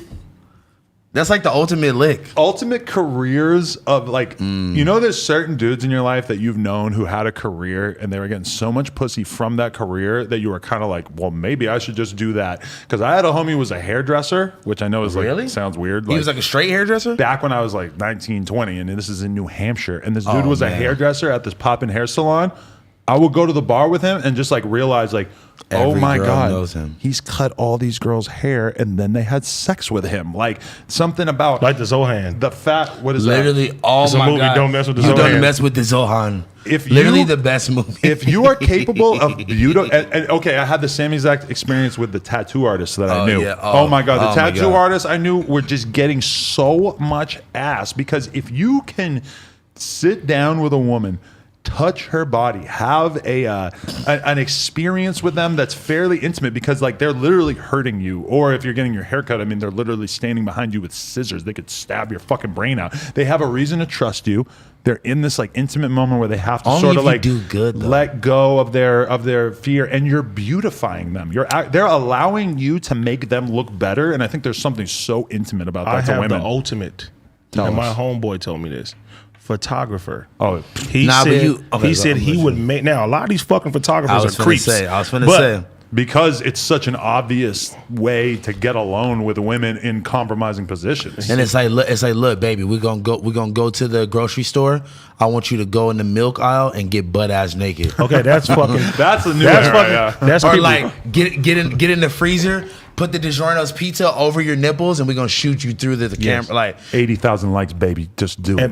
Or like the one bitch with the long tongue. She was like she was literally on a Thanksgiving table. And she was yeah. She was wrapped so up viral as a turkey. Oh my like, God. oh my. No, but the homie told me, he said basically, I make these women look like how they wish that they fucking looked. Mm-hmm. I edit them to where they look so fucking amazing that they just like, this guy did this to me. Ultimate pussy. And then also personal trainers. They're creeps also. But they get all the ass. I could see that, yeah. The personal trainers are like, because they're literally sculpting their bodies into whatever. They gonna scoot up. Oh yeah, turn down a little. Okay. Switch to that side. Maybe that's why all the out. personal trainers that I know are gay, because They're trying to fuck you. They're the only ones who can stay in the business, because all the straight guys who get into that line of work are just gonna fucking end up smashing girls until they torpedo their own career. Yeah, maybe, I don't know. But Makes sense. The gym I worked at in West Hollywood. Well, it was in West Hollywood. It makes sense. A lot of cop You were a smokers personal working there. trainer? No, but I was getting. I was getting personally trained in an environment. You was getting trained? No. Pause. Listen, people I saw You were in in there, West Hollywood getting trained. Ludacris, Timbaland, Eric Andre, 24K Golden. Really? Who, by the way, has a New York Times article today that I haven't Shout read out to yet. him, man. A lot of hip hop royalty in there. I Didn't feel- talk to Ludacris or Timbaland. Didn't even look at me. Or Eric Andre. Me and 24K, we broed out. I feel like personally entangled to his career now. Every time he does anything, I get tagged like, hey. It makes your life worse. Yeah, right. It's like, yo, relax. Every time he does anything good, they're like, ha. Karma. I can't believe that is 2021. He's Pooh Shiesty and you're EBG Jizzle. Oh my God, leave this shit alone. Wait. Speaking of former XXL freshmen from last year, the 2021 list leaked. Allegedly. My ability to take that list seriously is Really? very compromised by the fact that they spelled Coi Leray, Coi Leroy. The Coy Leroy, the kid. It's not a bad list though. The kid Coy. I did think it was a pretty decent list, but the thing is that in hip hop, like people have pretty short memories because this happens every year. This happens every year. Every year a fake list leaks, and I don't know if it's XXL planting But it because that would make a lot of Academics posted sense. this one. I know, but I think he's posted it like almost every year, and a lot of times we end up posting it too because it's like it's such an easy post of like, oh, this list's going around. What do you think? And like, but some of those names on there that like, okay, the ESTG dude. I've started listening to it, and I told you that's my favorite fucking album right now. So good. I have to completely agree on that. But I also don't think he's not going to be on the XXL cover. Like they haven't. Like he's too new because he just started getting recognized on that level. Like if they're going to put they're going to put Pooh Lil Shiesty Baby on just the said cover. he's the new Young Jeezy, bro. Huh? Lil Baby just tweeted he's the new Young Jeezy, bro. ESTG. Yeah. Well, maybe there is still time, but for me, it's like when people start bubbling like towards the end of the time period that they're considering. Yeah. Like I agree that ESTG is blowing up right now, but I feel like it's way too like early on. I don't really think that XXL is like probably gonna put someone like him on the cover. But if they are doing the right marketing and everything behind the scenes, maybe. Well, look, I had the same like feeling, I guess, when I saw that SSG Kobe and Snot were both on there because I was like, dude, is XXL really that because like, dude, SSG Kobe's Lyrical Lemonade video with Snot just came out like a couple days ago, and I'm like, are they really that tapped into like his videos that had like 300,000 views, 500,000 views? Like, are they really that tapped in? I think both of those guys are good, and I wouldn't be surprised at them getting a look like that. But I don't know. It's certainly up in there. We haven't even seen the part of the XXL cycle where they make videos. Although, are they not doing that this year because of COVID? No, they're probably doing just stay-at-home videos or something. You would think, but the fact that they haven't even been through that really tells you that this list is not real. I'm disappointed in that list, though. You think so? Can we bring it up the list on the screen? The list is good, but there's a lack of Los Angeles on there. Is there any? None. Draco should have been on that motherfucker if it's real, and Blast should have been on that motherfucker if it's real. That's what I'm calling it now. Way too early for Blast. Draco, I could see. You think so? Yeah, because like on Blast is doing songs with everybody now. Level. But Draco for sure. Okay, you're right. Draco for sure. You're right that I agree that Blast definitely is somebody I could see on the cover because a lot of times they will have like one or two people who maybe haven't really blown yet, but they're mega talented, so they really want to put him in that position. I do agree with you that Blast could be considered like this year and especially year. The music he just did a fire song with Russ too. Yeah, bro. Because Draco's mad about a fake list. But Draco should be on there, bro. Look at this list right here. Pooh Shiesty is an easy one. Kid Leroy is an easy one. Murray, easy Who one. is Murray? I don't know who Murray is. Quicksand, nigga, that song's amazing. The fuck is that? What is that? I don't know. Time when the quicksand. Can you put us down in I know that song. Okay. No man. That's kind of crazy. I gotta learn about him. No. Chef G, like, listen.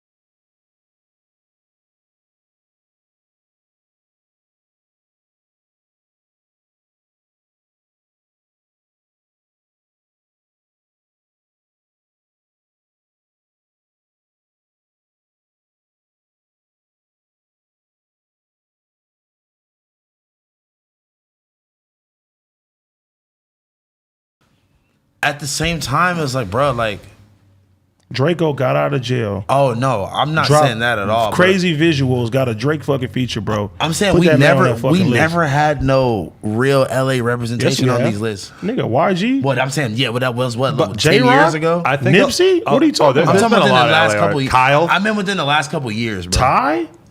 Within the last couple of years, of like the ones years. that like really like. Listen, Blueface Roddy made Ricch. it? Roddy Ricch was on it like last year. He was Yeah. I thought he was too big for that. Honestly, Listen, Draco the Ruler. Kamaya too. I think Draco could be on this, but this is the thing: is I think a lot of artists don't realize that you have to really, really play the game if you want to get on these fucking lists. Like 24K Golden did not get on the XXL cover last year by accident. The label definitely was kicking around, making shit happen. Like you are just not gonna get on these lists unless, listen, if you're Pooh Shiesty, you're getting on the list either way because the list sucks if it doesn't have Pooh Shiesty and Kid Laroi. Like the list looks stupid the same way that they look stupid.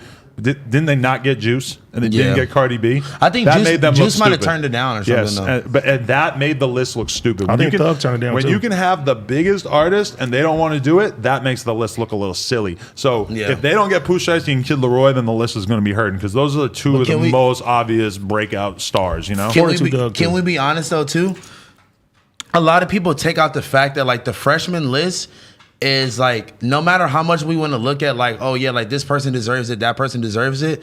It's like, bro, it's really kind of for the new people that are really just getting their feet wet, that are like getting a lot of success in that moment when they just are starting. It's like, bro, Draco has been rapping since like 2014. But that doesn't. He has a new career now. That No, I'm not saying that, but I'm saying but there's a lot of people, bro, who made the list 3-4 years after they was fucking popping. The thing about Rich the Kid, they put Rich the Kid on there, and we all have known about him for like 6 years. But that's because Rich the Kid had been fucking bitching about getting on there for those past 3 years before he was on. He reached a different level of start, but then he didn't even end up doing it. But like but he had reached a different level with Plug Talk or Plug Walk. It was like, oh, this is a new era in his career. I think you could make the same case for Draco, but the thing I think Draco's past that point of this, you know. Even when YG made it shit, it was different. Yeah, same as Sada. I guarantee they're fighting to get Sada on there behind the scenes. Also, BFB the Pac-Man is kind of really making his pitch for as well. sure, he should be on that motherfucker, bro. Honestly, that's a good argument.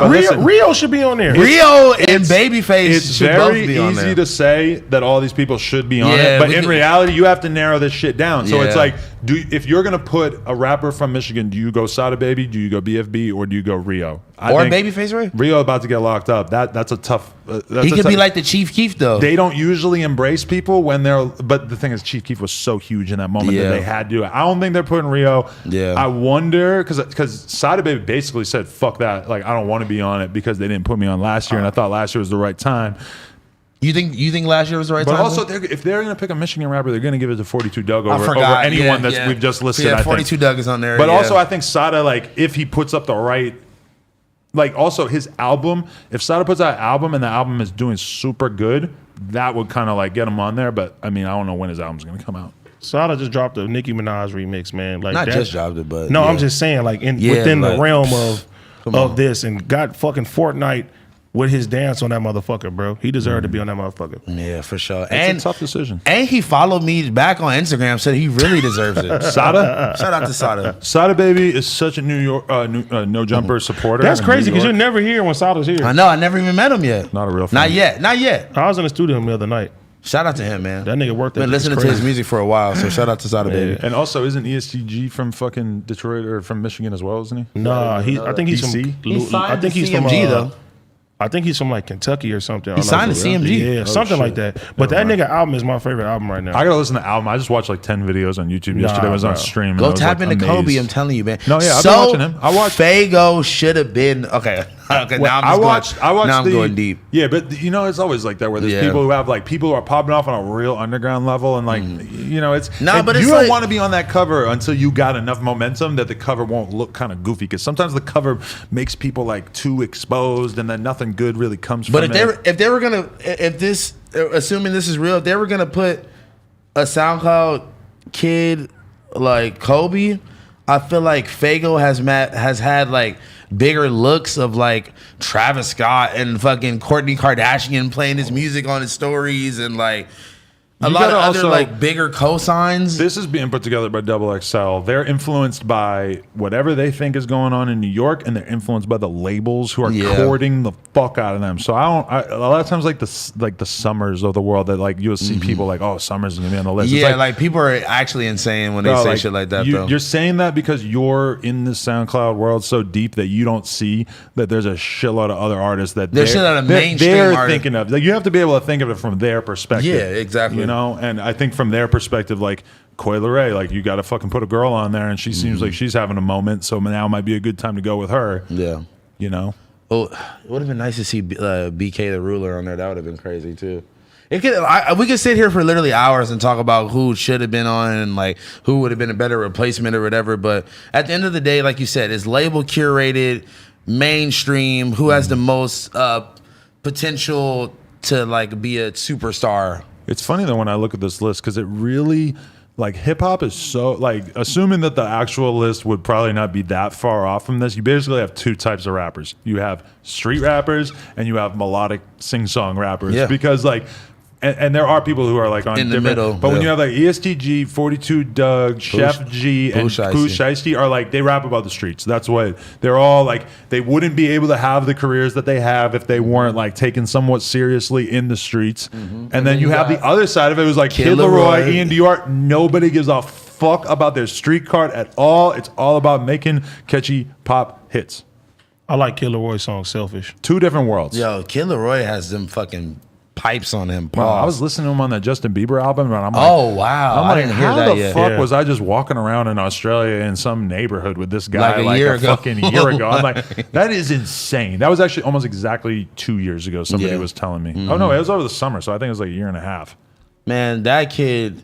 But honestly, once I heard his music, I was like, yeah, I see what's going. Because I feel like I heard his name before I heard the music, and then once I heard the music, I was like, all right, they definitely found one here for sure. Somebody had a viral tweet. First Australian. With a picture of Kid Laroi, like, not looking very good in the photo, and they just said, like, so you really telling me that Juice WRLD's team saw this kid and just knew that he was going to be the next big rapper? It's not about... First of all, we got to stop throwing this rapper fucking title on anybody. Have you ever really heard the Kid Laroi rap? I don't call him a rapper. But Kid Laroi was rapping before he got put on. I know. When I found out about him even more, it was more like rapper. And when you look at the shit from fucking shout out to Hello Yassine, that video, you get to see what he was rapping when he was way younger. You're like, oh man, like he was really trying to do something different. No, that's a fact. But then think about like, as he blows up, they're like, fuck, he could be a Justin Bieber. Like, this kid can sing any song we put in front of him, and he sounds good as fuck. So amazing. Let's run with it. Yeah. And think about the same thing with like Post Malone. And then it's like, it almost puts them in a position to say something that could be taken offensively, of being like, if they keep calling you a rapper and it's like, bro, this nigga Post Malone does not rap. He really does not. No. Anymore. Never. And he came out at least with a bit more of like a hip hop style aesthetic. Yeah. When he had like and then he completely ditched that though. But then with Kid Laroi, it's like, number one, like I saw the talent in him enough. Like, I didn't want to sign him. But I wasn't signing people. But I saw his shit and was like, oh yeah, let's do a vlog with him. The kid's super good, and he had like a couple 100,000 views. So I felt kind of personally attacked when I saw them say that, because I'm like, okay, cool, you found a picture of him where he looks ugly. Like, I saw him and thought that he was talented early on. I'm not at all surprised that Juice's team was able to make the same conclusion. Bro, it's 2021, bro. Like Lil Tecca blew up because he looked like a nerd. Like, it's like nobody is fucking like caring about that shit, nigga. Like, you could be ugly and be... I like that about the industry now too. Yeah, bro. You could be yourself and win. Like, you could be a kid in your fucking room. Like, look at BFB, bro. He doesn't give a fuck, bro. He is literally the perfect definition of someone who is himself, made his own lane, and he is just him, bro. Like, nobody gives a fuck that he's a big boy. Like, he's long doing his titties, and he ain't never gonna fuck Lizzo. I just want to BFB. He could, nigga. What's wrong with you? They were on Instagram Live together. Yes, he could. What are you talking about? That's hater. That's the hater. That's like you saying I got fake fucking teeth, bro. The hater in you just would not let you. No, you guys don't know what I'm doing. This is reverse psychology. All right. BFB ain't never gonna get no pussy from Lizzo. Lizzo's never gonna give him the time of day. She literally was on Instagram Live with him, listen, with her fans and his fans, and she agreed to go on a date with him. If you make it sound like it's going to happen, then he's not going to have any reason to fight for it. No, I think he's fighting for it even more now. Would you actually want to fuck Lizzo? I think she's gorgeous. You would? Yeah. I think she's gorgeous. Yeah. Why you don't believe it? I just don't think you would be saying that you I find told her you I would attractive. fuck Whoopi Goldberg. I've never heard you say anything positive about any woman that looked anything like her, so I don't really. Wait, hold on. I don't hold on. believe that you think that she's attractive. She doesn't look anything like any other girls you talk about. What girls do I talk about? I was gonna say, I don't know girls. That is a good point. You don't really talk about girls. You're always talking about how like you think firefighters are hot and shit. Okay. Violation Nation. I gotta pee. AD is gay. Violation Nation. I'm gonna sit over here and interview. Yeah, come on, bro. Anyways, So, he over there being a hater, being from Compton, bro. that's Adam every week. So, AD, you're Huh? I ain't gonna break it. all right. He's sus. Yeah. Okay. So, if you could give me a list of the 5 LA freshmen, who would you be? Draco, Blast, Kaylin for reals. Shout out Kaylin. Let me- Shout out all those people you named already. Yeah. Two more. My nigga AZ Chike. And then one more. I'll give it to Rucci. You gonna leave Blue Bucks out? No, I can't leave Blue Bucks out. You gotta either. throw Blue Bucks. I in. gotta throw Blue Bucks. But you gotta throw Bino in too. It's a But lot see, of people. I think Bino, I would give Bino like freshman last year. Like Bino got songs with Nip. Like me and Bino did a video like 3-4 years ago, Really? bro. Yeah, sure. My nigga AD really is tapped in these streets. out here. Yeah, but shout out to Bino. But Bino music is fire. I feel like Blast getting his just due right now. I feel like every song that Blast get on turns into a Blast song, and the beats are, especially if he produced it or something. He produces it. He engineers It's it. hard. It's hard for it to like not sound like a Blast song, even if he's just a feature. You feel me? I hate that motherfucker. Well, you don't like bikers? No. I thought you said you don't like black girls. That's what it sounded like you said. Wow. I would never say something like that. Okay, I'm if gonna throw that at if you too. could put together a list of the 5 top Nashua, New Hampshire rappers. The Clam Chowder Boys. The meth is heads. that? The Clam Chowder Boys are definitely. Actually, my whole top 5 is the 5 Clam Chowder Boys. Yeah. They're hard. Little Clam, Big Clam. Dylon, Little Clam, Big Clam, Dylon. Caesar Clam, Gumby Clam. Gumby Squad. Gumby Squad! You said it so loud so many times on stream on Friday that it was like hurting my ears. So now I'm scared to say it as loud as you were saying it. But the chat was spamming Gumby Squad. Speaking of the chat, I was reading the comments from last episode. They really were fucking with the vibes. They did like it, like the long, chill We conversation. were there for 2.5 hours. yeah, well, Almost 3. 3 hours. Jesus fucking Christ. I don't even like you guys that much to talk I was to y'all on for that stream for long. 11 and a half hours on Friday, and I think it might have been all the weed I smoked, but I was like pretty much like I the slept through a most lot of it. brain dead that I've ever felt in my entire life after that. What time weed. did y'all start? Noon. That's what made it really crazy is that once it got going, we started so early. We had mad hours to go. Because that's one thing I always notice with the stream is it'll always like fizzle out by like 11 usually. 11 p.m.? For most. And you start at mostly. 12? You're insane. But if you start at like 6, it'll Fizzle out. probably maybe be done by like 11 or 12. If you start at noon, I'm used to like it 4 or might 5 hours, bro. Go to 11 or 12. Yes, Yeah. I know. That's what I'm saying. We might have to jack up the prices. So if you guys want to get play for $100, show up Friday because I don't know if we can really keep doing 11-hour days on Friday. Hell no. We got to jack the price up then. Bro, y'all be having people DMing me like, yo, I didn't get my song played on stream. It like the queue was too long or something. I'm like, Yeah, somebody also told me, hey, AD, it's my birthday. Say happy birthday. Ha, it's not my birthday. So they be fucking lying. dude, people are fucking so crazy. You can't believe anything No, I that know. anybody says in the DMs. No, dude. I know. It's literally insane. Yeah, I don't fuck with them. Where's my phone? Because I have a list. Where's the group chat? We were having a list and we had multiple topics. Oh my God, you know what we got to talk about? wanted to The discuss. breakup of the century. Oh, Quavo and Saweetie Sweetie, and man. I'm Quavo. hurt about that. You heard about it? Why are you No, hurt I'm about it? hurt about that. Why? Why are you hurt about this? He don't give a fuck. You're right. I don't give a fuck. But, at least like a little bit like, You really wanted to see them win? when they're together for that long, it just kind of feels like fuck. Like you How guys long seem was it? like, Like 2 or 3 years? I think that snowflake emoji got sent in 2018. Wow. So they lasted, 3 years. It seems pretty good. I think my read on it is that I bet she was super submissive and willing to deal with him cheating and all that shit. She was super submissive? Yeah, in the beginning, she had no ability to like tell him what to do, and then he's just gonna keep. You don't even know her. the nigga cheated, bro. She said it. Just because she said it doesn't mean it's true. He didn't deny it. Doesn't mean it's...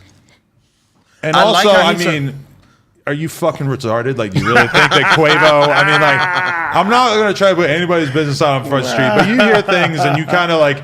Listen, if Quavo was a devoted husband and just was never gonna fuck around, I feel like you might have heard that. If he was Chance the Rapper, word would get out.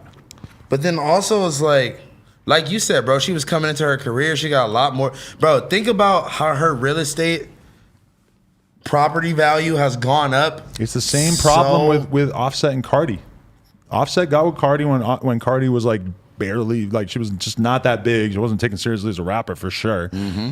And like obviously he's cheating, putting his dick in fucking God knows who. And then all of a sudden, she's the biggest rapper in the world, and he gets caught cheating, and she's like, well, you know what? Fuck I don't this. really need them. I'm out of here. I don't need you anyway. You're gonna cheat on me. You're gonna publicly make me look like an idiot. Fuck it. I'm out of here. But Offset really fought like a toxic king. Quavo does not seem like he's interested in that. Yeah.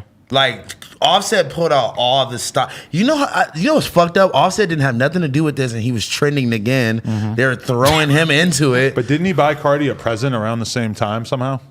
He came out to Rolling Loud. Yeah, remember he came out. But I'm talking about like right now during the Quavo and Sweetie breakup. Oh, I don't know. But they just threw him into there. But honestly, that moment when he came out to Rolling Loud, I thought that was like a super grand gesture. Me too, but especially for him. That was the most non-Migo gang thing I've ever seen. But they were trying to, but they flipped it and was like, oh, he's so toxic. He can't even let her have her moment. He tried to steal her shine from the show. I respect that. Go get your woman, nigga. But if she had not gone for it, then he would look toxic as fuck. She wasn't going for it. She wasn't going for it. I know, and that's what made it seem toxic. But then all of a sudden they were back together. You're like, oh, well, I guess they're back together. But like that, if it hadn't worked, you'd be looking at Offset like, Jesus Christ, he just took like the L of the century by not only getting his ass dumped, but then also putting out this grand gesture and getting rejected. That would be knife in the heart shit. Okay, now, do we believe that Quavo took the Bentley back? They said that was false. They said it was false. Fuck. I was really hoping that he really did that. I wouldn't want to do that. Can't you buy her own Bentley? But the thing is, if you in a relationship with somebody, you buy them something, bro. Oh no, that's lame to take the shit back. Oh well, bro. call me lame then, nigga, because it was to the point to where I wanted to break into this girl's house and steal the Balenciagas that I bought for her back. Oh, man, let her have them Balenciagas, man. Yeah, that's a fact. But my thing is that she never bought me no Balenciagas. Shouldn't have did in the first place then. I've never bought my girl something as expensive as a car, and I could very much like something that you're making payments on. See, that's the question. If you buy a girl a car and you're making payments on it and then you break up, you're gonna just keep making the payments? But if you a real boss, nigga, go ahead. You can have that. And keep making the payments? Man, fuck it. You would do that. You would keep making the payments. It depends on the breakup, bro. For a girl's car that you're no longer with, even though she's getting dicked down by Pooh Shiesty. Oh my God. I mean, just an example. Like you still keep paying the car note. I'm just saying, bro. If you a boss and you did some boss shit, bought a fucking car in the first place, a Bentley on top of it, then let her have that motherfucker. That shows that damn, this nigga really is that nigga. So you keep making the payments. Man, fuck it. I'm not making the payments. You're taking over the payments. I paid for the percentage of I paid for the down payment, and I paid for the payments that have been made so far. If you're really a boss, you probably bought the car cash. But that's what I'm saying. If you're a boss, you probably pink slipped the shit. You feel me? And two, if you were still together, you'll be paying for the shit anyway. You know what I'm saying? But you're not still together. That's just like having a Birkin bag. If you buy somebody a fucking Birkin bag, oh no, I need my Birkin bag. what if you buy her? I need my Birkin bag. What if you buy her? Like, I'm gonna start wearing it. You're gonna go slice them out in the middle of the night. No, that's what I was just gonna say. If you buy a bitch a whole new body, bro, you buy a bitch a whole new body. Not even just the titties. You buy her new teeth. You buy her new titties. You get BBL sculpted and all that shit. You got her looking right, and then she just like, you know what? I don't. And then you see her getting that's in the club. Cool. That's cool. That means she for the streets. Let the streets have her. She's gonna try to come back. You can't get none of that time and investment back. It doesn't matter, bro. Who gave you permission to act like you don't care about anything? You know you would be mad. You know we're not going to buy this. No. I would be upset, but I'm not going to take the shit back. Honestly, if I feel like, I have to take something back, that means that I care way more. If you're going to get it back, get it back in blood. I got to get it back in blood. And also, you got your own fire. You don't need security in the club. That's how you don't get pushed. Now, if I'm super mad at a woman, she does something grimy to me. Where's your little brother? Where's your Uncle Harry? Where's one of them? I'm gonna knock one of them niggas out. Yeah, whatever. But I'm just saying though, like if you do a boss move and you buy something for somebody, bro. Yeah, but that just shows that you are way more heartbroken than it should. Quavo, cool. That's why I know that I'm not ready to buy a girl a car. Is the same reason why I'm not ready to wear a chain. Is because I don't want the responsibility of what it would be like if somebody took that shit from me, and I don't want to roll around with a security guard or a guy with a gun or have my own gun on me all the time just because I got a $50,000 necklace on, and I don't want to buy a girl a $100,000 car because I know if she breaks my heart and leaves me, then I'm going to have to be extremely upset and probably take the car back. But if you're a multi-millionaire, bro, and you buy a $100,000 car, you're just like, fuck it. If you're a multi-millionaire and you think that you have enough money to just buy someone a $100,000 car, it's more than that. You are not appreciating what your financial situation right now, because I guarantee there's going to be a point in the future where you wish you had the $100K back. Yeah, but people do shit like that all the time, bro. They're dumb. Wait, no, listen. Yeah. And we're not talking about 100, because like nigga, a Hellcat is like $100,000. Nigga, no, a Bentley truck is probably like $300,000. I don't know what any car is ever, so I'm kind of shooting in the dark here. Yeah, it's way over $100,000. You know how lame. I'm telling you. You know how lame they would try to make him see if he took that fucking car back. No, I think that's the Toxic King. I think that Future wrote the Bible. You think Future took any of them chains back that he bought, or APs that he bought these women? I hope he did, and I hope that she was tasteful enough that she didn't call him out on social media. I hope that he recycles the AP. He ain't took none of them back. He buying his new bitch a new AP. That's what he doing. That's boss shit. I hope he has an AP that's made of all like the graves of all the women that he took them back, and they pieced together a new one. And then look too, every nigga going forward, they have to go up to that standard. No, they don't. No, yes, they're going to be laughing at you. They're going to be like, come on, man. I love driving around in this Bentley that Adam 22 paid for. I love eating off this fine china that AD bought. Bro, my broke ass be with bitches that have fucked rich niggas all the time, and I be laughing like, damn, like, I'm broke and I ain't doing all shit. You can still pipe them, but they're not claiming I'm Little Housephone's woman. That's cap. Housephone would definitely like get with a girl who had just like married an 80-year-old man, and then he died, and then she got like a couple million from him, and then like Housephone links up with her and just like is just blowing through the couple million, and then once the couple million gone, the coke runs out. He's like, damn, this bitch whack. I'm out of here. I'm with that. I'm with that. I want to tell this story I want to tell this story so bad, but this girl might be watching. But just know, fuck her. No. Just know one of my. Let me tell you something. The old me, bro, would have been like, I'm taking everything back. I'm taking the hair I bought. Nah, if I got a pencil at the house. I agree with you that it's some boss shit to give her a bunch of fire gifts and then not take them back. My thing is that I agree that doing boss shit is cool, but my idea of doing boss shit is like maybe like valeting my car at a restaurant, not letting a woman keep a $300,000 car. Hey, if there's gonna be any time out of the week, can you type in Bentley truck? If there's any time out of the week in which I'm perfectly comfortable doing some bitch shit and not some boss shit, it's gonna be when I'm thinking about the $300,000 car that I gave to a girl. No offense, Lena, but we taking the car back. The car's going to the dealer, and I'm getting as much money back as I can. And that's why white people make great financial decisions. Yeah. That's why they say Bill Gates rides around in a fucking Honda or something like that. And that's why you're part white. Oh no, it's like $200K. Okay, 183K. I mean, we could probably find more.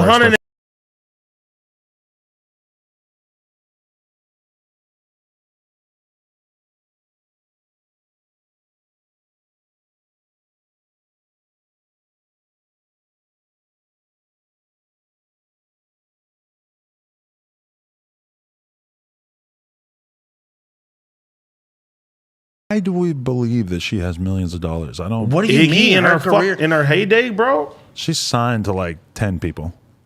I don't really buy. Oh yeah, I forgot Vel's here. No, it's my jeweler too. Oh really? Bring me a ring. I need him bring me a ring. I don't. For free? No, nigga. I don't know. Maybe Iggy Azalea has more money than I'm giving her credit for, but I know a whole lot of washed up rappers, and ain't none of them got millions of dollars to be buying people Lamborghinis. Yeah, but she was like pop star rich. Bro, you got to give Iggy some respect, bro. Because when she was dropping Fancy and all these fucking records, bro, they was killing going #1. It's a bold assumption to think that she held on to all the money that she made during the most prosperous part of her career, because that's what every rapper does. But she's not a regular rapper. She's a white woman from Australia that like probably is not spending as much as like a regular rapper. And she's independent now too. She's still dropping numbers independently that she can live very comfortably off. Yeah, and the fucking the Vamp fans are kind of invested in her now a little bit. They ain't listening to that project. If you was, can you imagine him tweeting her album? Like if she put a project out. What did they put out a song? No. Have you ever heard the old him, Playboy Cardi and Ruby Rose song? No. It is so fucking bad. Like her or him? Her. The whole song. It's terrible. It's like why would you just get in this? Okay, I did this when I was in New York. I was gonna say, why would you like get on a song with some girl that you're like dating or seeing? But I did that. I mean, there's probably a reason it never came out. Bro. You ever do that? You go on a date with a girl, take her to the stew, make a song with her, trash the file in the morning? No. No, you send her the file. You let her keep it. Hell No. You can't have that coming out of free feature. That's basically like you just paid your feature rate for sex. That kind of is like that. Damn. And that's fucked up. But it was this girl I was dealing with one time. She remixed one of my songs. Was it hard though? It was okay. But she was so bad, and I was like, it was okay. I was smashing, and she was so bad that she would go around literally performing this shit like it's hers, and I was just shutting the fuck up. What song? I don't even know. You could just let it go under the radar. Yeah, I let it go under the radar. But it was worth it. There can't be that many songs you have of female artists. We're so going to figure out this mystery in the comments. She busted my lip too with a water bottle. On purpose? Oh, with a water bottle? Yeah, and I stopped talking to her after that. Because of that? Yeah. She smacked you in the face with it or I'm something? surprised you didn't do the Gucci Mane to Mac Breezy thing. Boom! Who's Mac Breezy? That bitch he punched in the face on stage. Nah, I'm not with the domestic, so I let women know ahead of time. I've never been arrested for nothing domestic. If you put your hands on me, I'm never talking to you again. That's what you do. You just walk away. I just walk away. I'm calling my dykes. What if she's with the ops? It doesn't matter. I got dykes on speed dial. I got too much going on to let somebody take me out. You know what I mean? I know if I got dykes on speed dial, I know you got some. I got homegirls that line you if I'm that angry. But there's a lesbian gang in LA that everybody's scared of. The Gumbies. Imagine that, like a lesbian gang, and like real gangsters are like, no, we don't play with the bowl cuts. No, we don't fuck with the bowl cuts. But see, if I do some fuck boy shit and a girl attacks me because of what I did, then that's different. I don't want to get nobody to beat you up, but but I can't fuck with you no more because you're gonna think you can put your hands on me. That's not cool at all. Like if you do something wrong and a girl reacts a certain type of way, my nigga, that's on you. That's some relationship drama.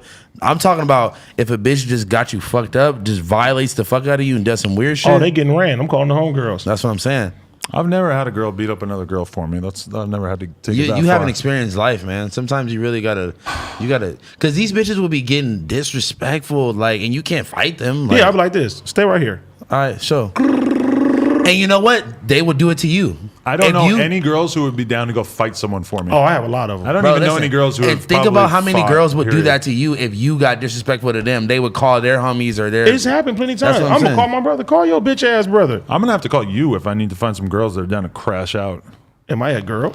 No, but apparently no bitches that are down to brawl. Say you had some bitches that were just coming at Lena crazy online and you're like, you know what?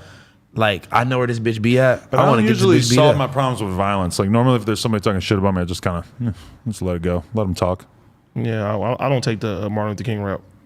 You're the Malcolm X route? For sure. I'm in the middle somewhere. Malcolm X didn't kill people, and I don't think he hired girls to beat up other girls either. You don't know that? Were you there? I wasn't around, but I read the book back in, like, I was like 12, and I saw the movie one time. I'd actually like to watch that again. Malcolm X might have some dykes on speed dial ready to put hands on the whites. Why do they have to be dykes? Because my homegirls are dykes and they are ready to fight bitches. My homegirls look like Not Scary Farm Monsters, bro. And they'll Not fuck scary somebody. farm monsters? Yeah, like the Halloween actors. No, Why are you they ready to insulting beat- your home? It's cool. They know that. I said to them. I don't want to have a pack of dykes to send at someone. I want to have a pack of like pre-op trans girls who haven't had like any like hormonal surgery yet, so they're still strong as fuck. See, but they then still that's got not mad fair, though. testosterone. Okay, I know it's not fair, But if they go to jail, they're going to nigga jail. Yo, that's Yeah. transphobic if you say it's not fair because we're supposed No, to. I'm saying that's women not fair. are women. Housephone. That's what I'm Yes, that's saying. right. Are women. So if you get beat But up if by you're a trans gang, but if you're a trans woman, you go to nigga jail. Is that true? It's the truth. They don't put you in woman jail. I think that is like a big thing that they're like fighting and that they want trans women to be put in jail with other women. But in reality, like you got a dick and you in jail with a bunch of, they're going to put that dick to use.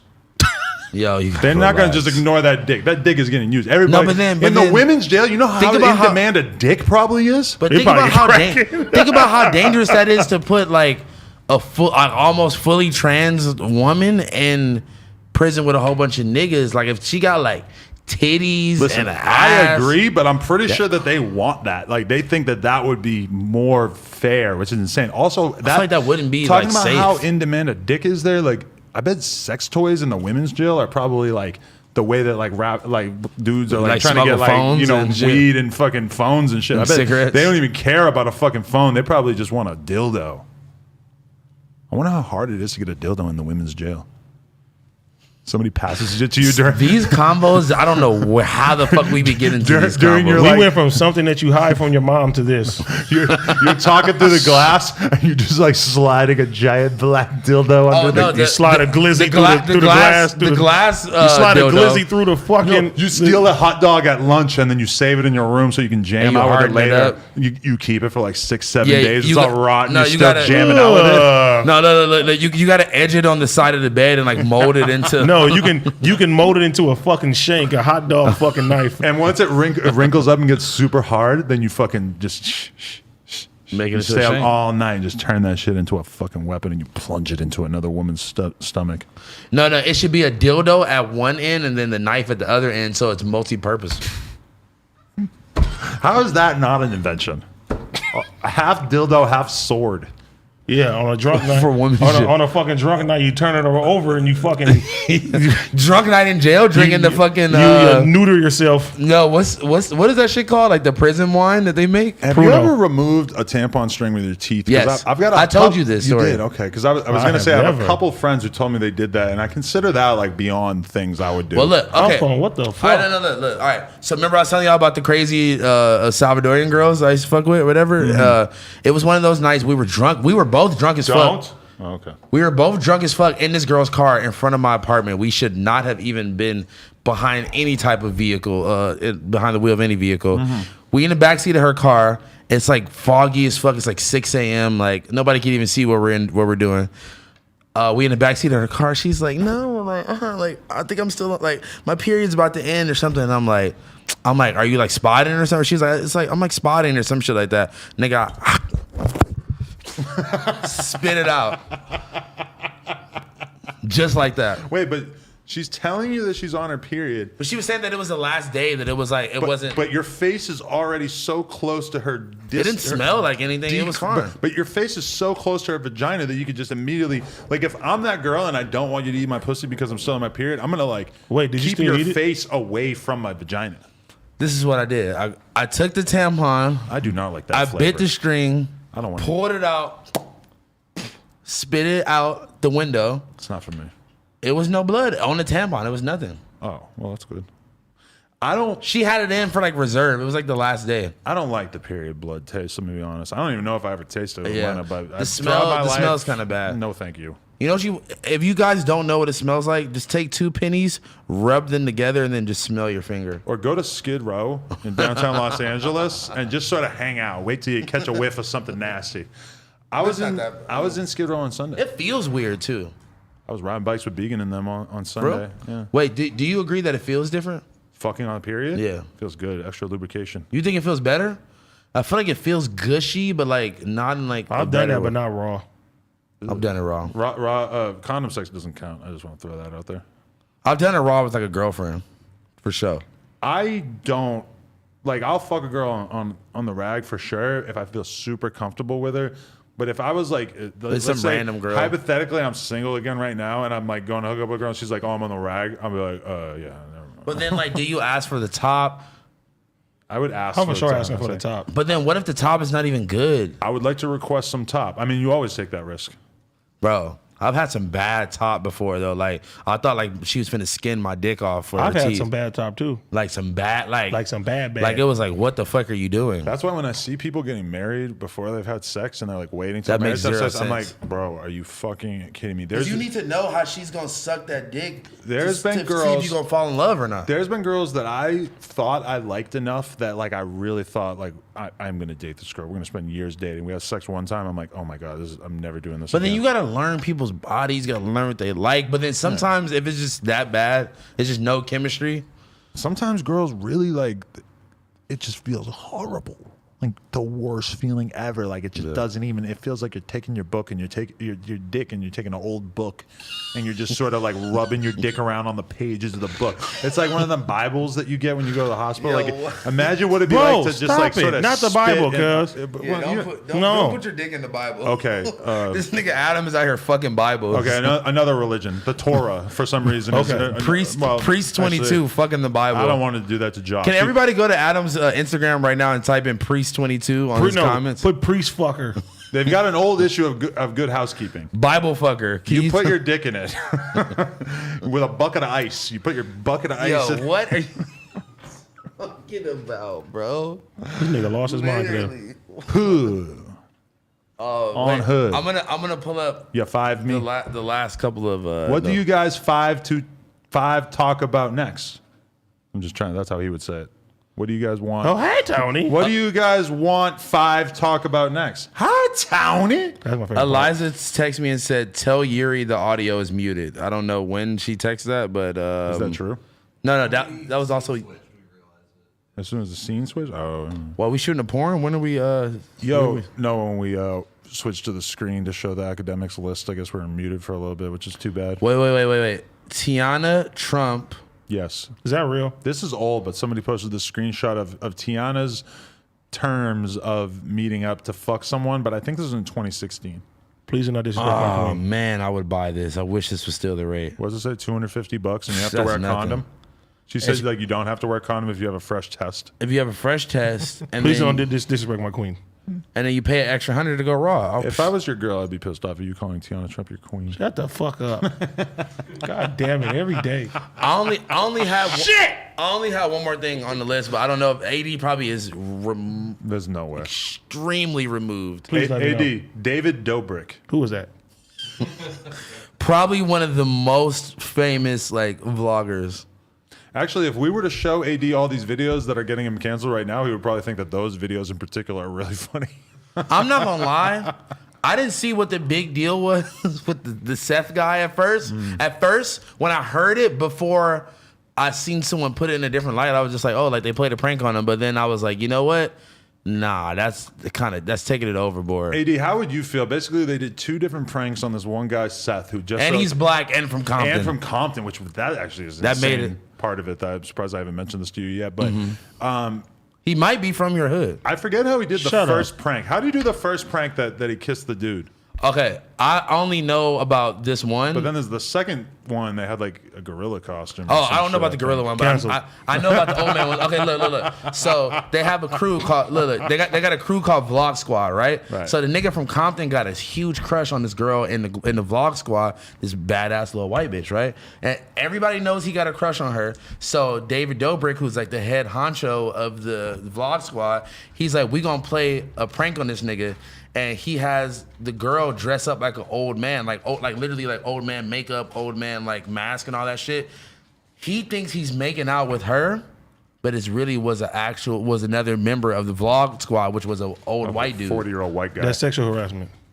So you would be mad if we somehow tricked you into French kissing a guy? I would beat the dog shit out of you. See, I know that you would feel that way, but this guy, I guess they thought that he was going to take it in. No, good but faith. I would literally be here in rage and trying tried to break no. your But you'd also fucking be neck. horny and turned on. No, I would try to break your and fucking. it wasn't like I would try to break your Bro, fucking listen, jaw. listen. That'd be my As last I- day at no jumper. as I'm I attacking Adam for sure. Look. Don't have me kissing no I don't think wrinkly you'd care. old fucking You man. wouldn't As care. I learned the Yes, I details, would. The You'd love fuck? it. as I learned the details of it, which made it more fucked up, because it wasn't like it was like a peck, nigga. They were making out for like 'Cause 40. he thought he was kissing the girl. He thought he was kissing the girl in the makeup. But then the joke became after that. David told him, I'm gonna trick you into kissing that guy again. And he's like, no, you're not. You're not gonna be able to trick me again or whatever. And then somehow they arranged like a whole commercial. so he and was cool with it.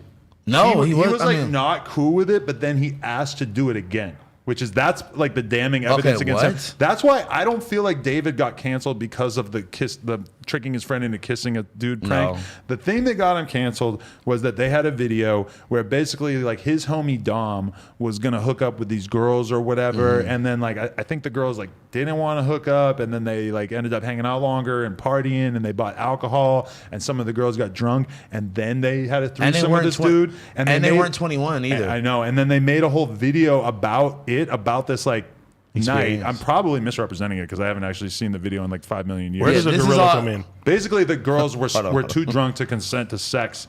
And now, as a result of David being wrapped up in that video and that whole scandal, he had to. There was this app that he was involved with called Dispo. He had to leave the app. There was fucking. He was an investor or a co-owner in a women's soccer team. He had to leave the soccer team. Jesus fucking He had Christ. all these sponsors. All these sponsors have left him. Now, keep in mind that David is not actually being really accused of doing anything. He's basically just being accused of like filming what turned out to be a non-consensual sexual encounter according to this girl, and like because like of him just having friends who are doing shady shit, he's basically had to pull back from all this shit. Like basically just, I mean, a lot of people are acting like his career is over. He put out an apology video yesterday, and I'm looking at the dislike bar, and I'm thinking like, It looked pretty good. this might be a scandal in terms of like the overall community, I guess, but it doesn't feel like his fans are pulling back on him. Like I don't think anything he did is so egregious that the fans are really mad about it. It's like maybe you had bad judgment that you got scummy ass friends or like something like that. My advice: don't start a prank channel. Don't be doing pranks because pranks are sort of He like says this as we're supposed to go do a prank tomorrow. well, we're not doing that tomorrow. That got moved back. Really? I'm pretty sure it's not on the schedule anymore. And see, Well, you guys Shout out need the to- minorities. We're supposed to go film with them, not them. The minorities, the YouTube channel. They're so funny. Shout out to the minorities. Tell them we're hyped to do this video with I'm them. actually really surprised that you put me onto some random funny YouTube shit that I haven't seen yet. I wouldn't even know about these dudes, but Trev is telling me. Trev goes, "Yo, these dudes that I went to high school with are like the Black Milk Boys, and they get mad views. You gotta Sound check them amazing. out." I watched like 2 minutes of one of their videos. I was I'm like, this is the best thing I ever. this is insane. You I'm saw like, the one when how they went are to these Vegas? guys- Yes, That's when you sent me, huh? that Oh, was my one thing that stood out to me when I'm watching them is like the way girls are reacting to this dude. I'm like, bro, you are lucky that you are pretty because they are saying crazy shit to these girls, and these girls They're are just down. going along with it They're because they down. think he's cute. They were super down. let me tell you something that's going on in the black Twitter world right now. Uh-oh. There's a fucking guy, right? Kevin Samuels. No, he's the opposite of Kevin Samuels. Really? He's a He simp? tries to. His name is Derek Jackson, bro. He's been going fucking crazy, bro. Samuels and Derek Kevin Samuels, basically everything Kevin Samuels tells women, he says the reverse, and he uses God. He be like, "Listen, no, I hate him ladies, you do already. this, you do this, you do that, and all that." Yeah, but yeah, like this guy. he got caught. Like he always says, "Oh, he's married. He treats your wife right." Kevin Samuels basically don't know what he's talking about. Gilly called him out today. I'm glad Gilly did it. This guy and Kevin Samuels, I think both have something very in common, which they sound like they're popular for basically telling people things that they already want to hear. Yeah, but this That's why you love Kevin Samuels, is because he's telling you things that you already thought, but that you weren't really hearing anybody say in the public arena. He speaks for me. He's the GOAT. But a lot of people like yourself didn't feel spoken for, at least within like Yes. hip hop and shit. Somebody like you, who's a just stark, raving, mad chauvinist, you didn't really feel like you want your Rush Limbaugh, you want your Donald Trump. Like, who's somebody that's gonna represent me and be a total asshole and make me feel better about myself by being a bigger asshole than me? the GOAT. Nigga throws up the black power. That's why I listen to Pooh Shiesty. Hey, but I'm this- not gonna go shoot up somebody's house, but I'm gonna listen to this guy talk about No, it. but this nigga, bro, like for years, he's been getting millions of followers. Having all these women, bro, are just like, he's the best guy in the world. Nigga paid a girl $1,200, got in a bed that him and his wife share, my nigga, and everybody we on there fuck that nigga. That's the guy who was trending today for Yes. cheating. I didn't know that. Yes. I have Is to that dig really in that on. bad? I got to dig in on that story. I mean, if it's you're because of the way- a hypocrite, You ain't been holding it down, nigga. You was talking bad about us. You been throwing niggas under the bus the whole time. Suck a dick. if Kevin Samuels gets caught cheating, everyone's gonna be like, okay. He's like, You never acted like an angel. He's like, obviously, this woman wasn't up to his standards. Shut up. Shout out to fucking Kevin Samuels, Derek John, you fucking cheater. 1.1 million views on Kevin Samuels right now. Kids out there, if you haven't seen it yet, go watch that. Yeah, I literally was like getting so much game. I was like, I don't even want to say anything.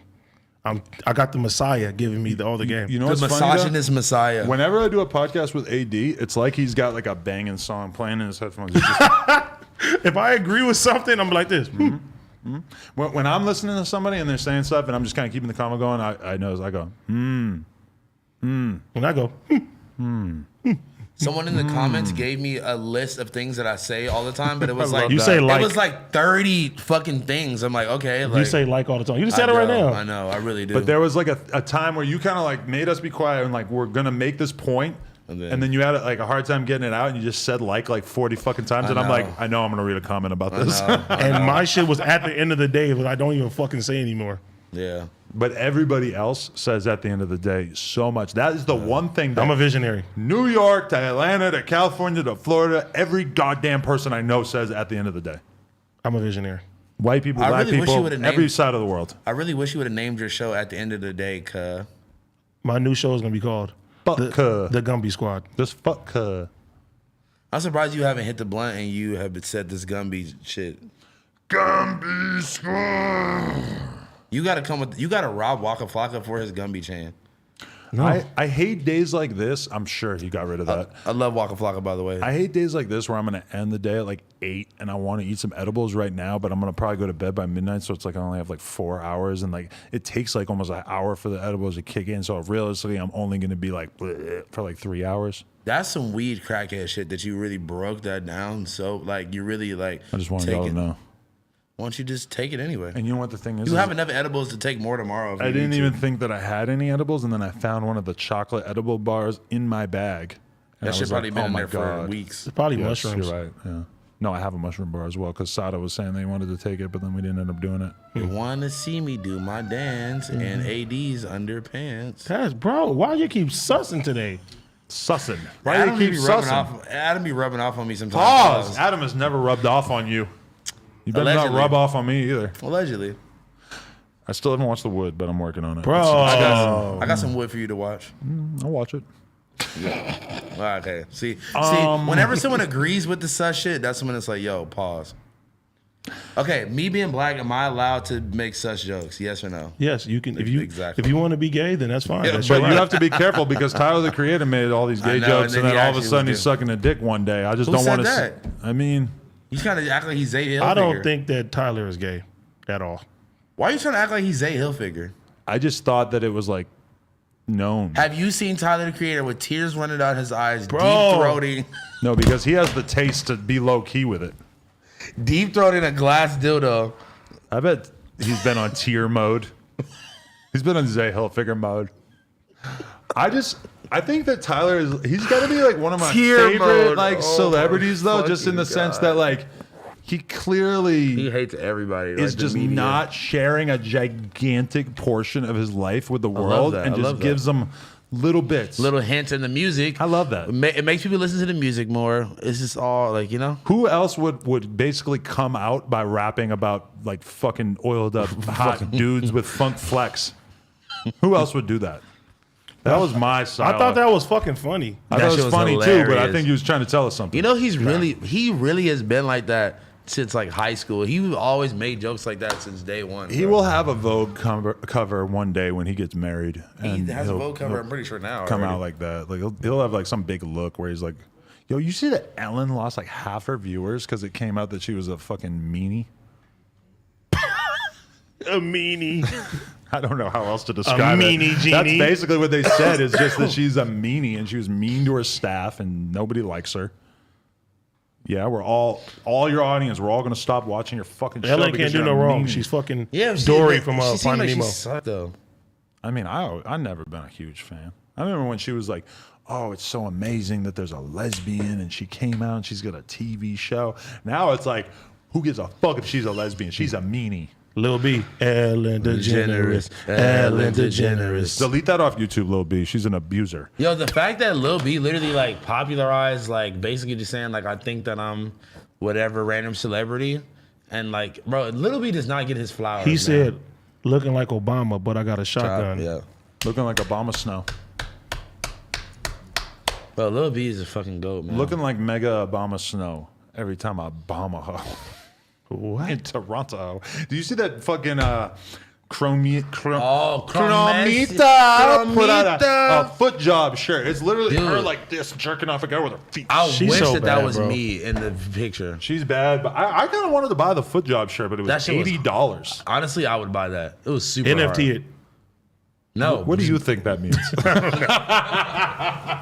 NFT it. yo, Fuck NFTs. I'm going on record, and I don't care if they end up all being worth as much as Bitcoin. I like NFTs. Hey, Soldier Chroma- Boy just sold a tweet today, bro. That was dope. You just like the idea of people selling things that don't actually exist. Yep, like I want to do it. I feel like I've done that already so many times in life that like, Yeah, because nobody's getting their shoes. nah, here we go. Here we go. Don't put that on to me. That's a good one. That was fucking goddamn it. I don't What know about all anything the about thousands shipping. of people that have already posted their shoes? What about all the 1,000 Kadamas that I found today that had orders on them? Where do you find those? See? There It's we reversed. go. Look. Exactly. Look. You see how mad he got? He was like, No, because I would then have to consult with my shipping department and say, hey, Josh, hey, Riley's girlfriend, or Yuri's girlfriend, sorry, Yuri's boyfriend. We Why found are him. the Kanamas not going out that are being ordered from nojumper.com? WTF. Thank you. That was a good, I had that to was a good reverse it. comeback, yeah. Why aren't my blamies coming in, Mr. Big Bad Gangster? Huh? Oh my God. I was supposed to get a shipment of blammies. okay. Okay. Now you want to get No Yeah, Jumper now- a Rico fucking charge? Yeah, now we talking about fucking arms. You are the dealers. head of No Jumper. I have one very You're the serious 6'9" question to ask you guys before we wrap this up. What? Do black guys, when you're alone, do you fart and wave it towards your face so you can smell it better? What? What kind of question is that? This has been the No Jumper Show. Have you never done that? Like, comment, and subscribe. Follow me on Instagram at Lil Housephone. If there's any black men who want to let me know in the chat, have you ever smelled your own farts? I would love to know. I want to know if it's only a white guy thing, because I'd be smelling my own farts. Nah, sometimes my farts be so disgusting that like it'll like amaze me that like this rotten smell came from my body. That's why I'm trying to snort a line. Whatever. Hey, new High Rollers drop April 13th. Be ready. Don't crap.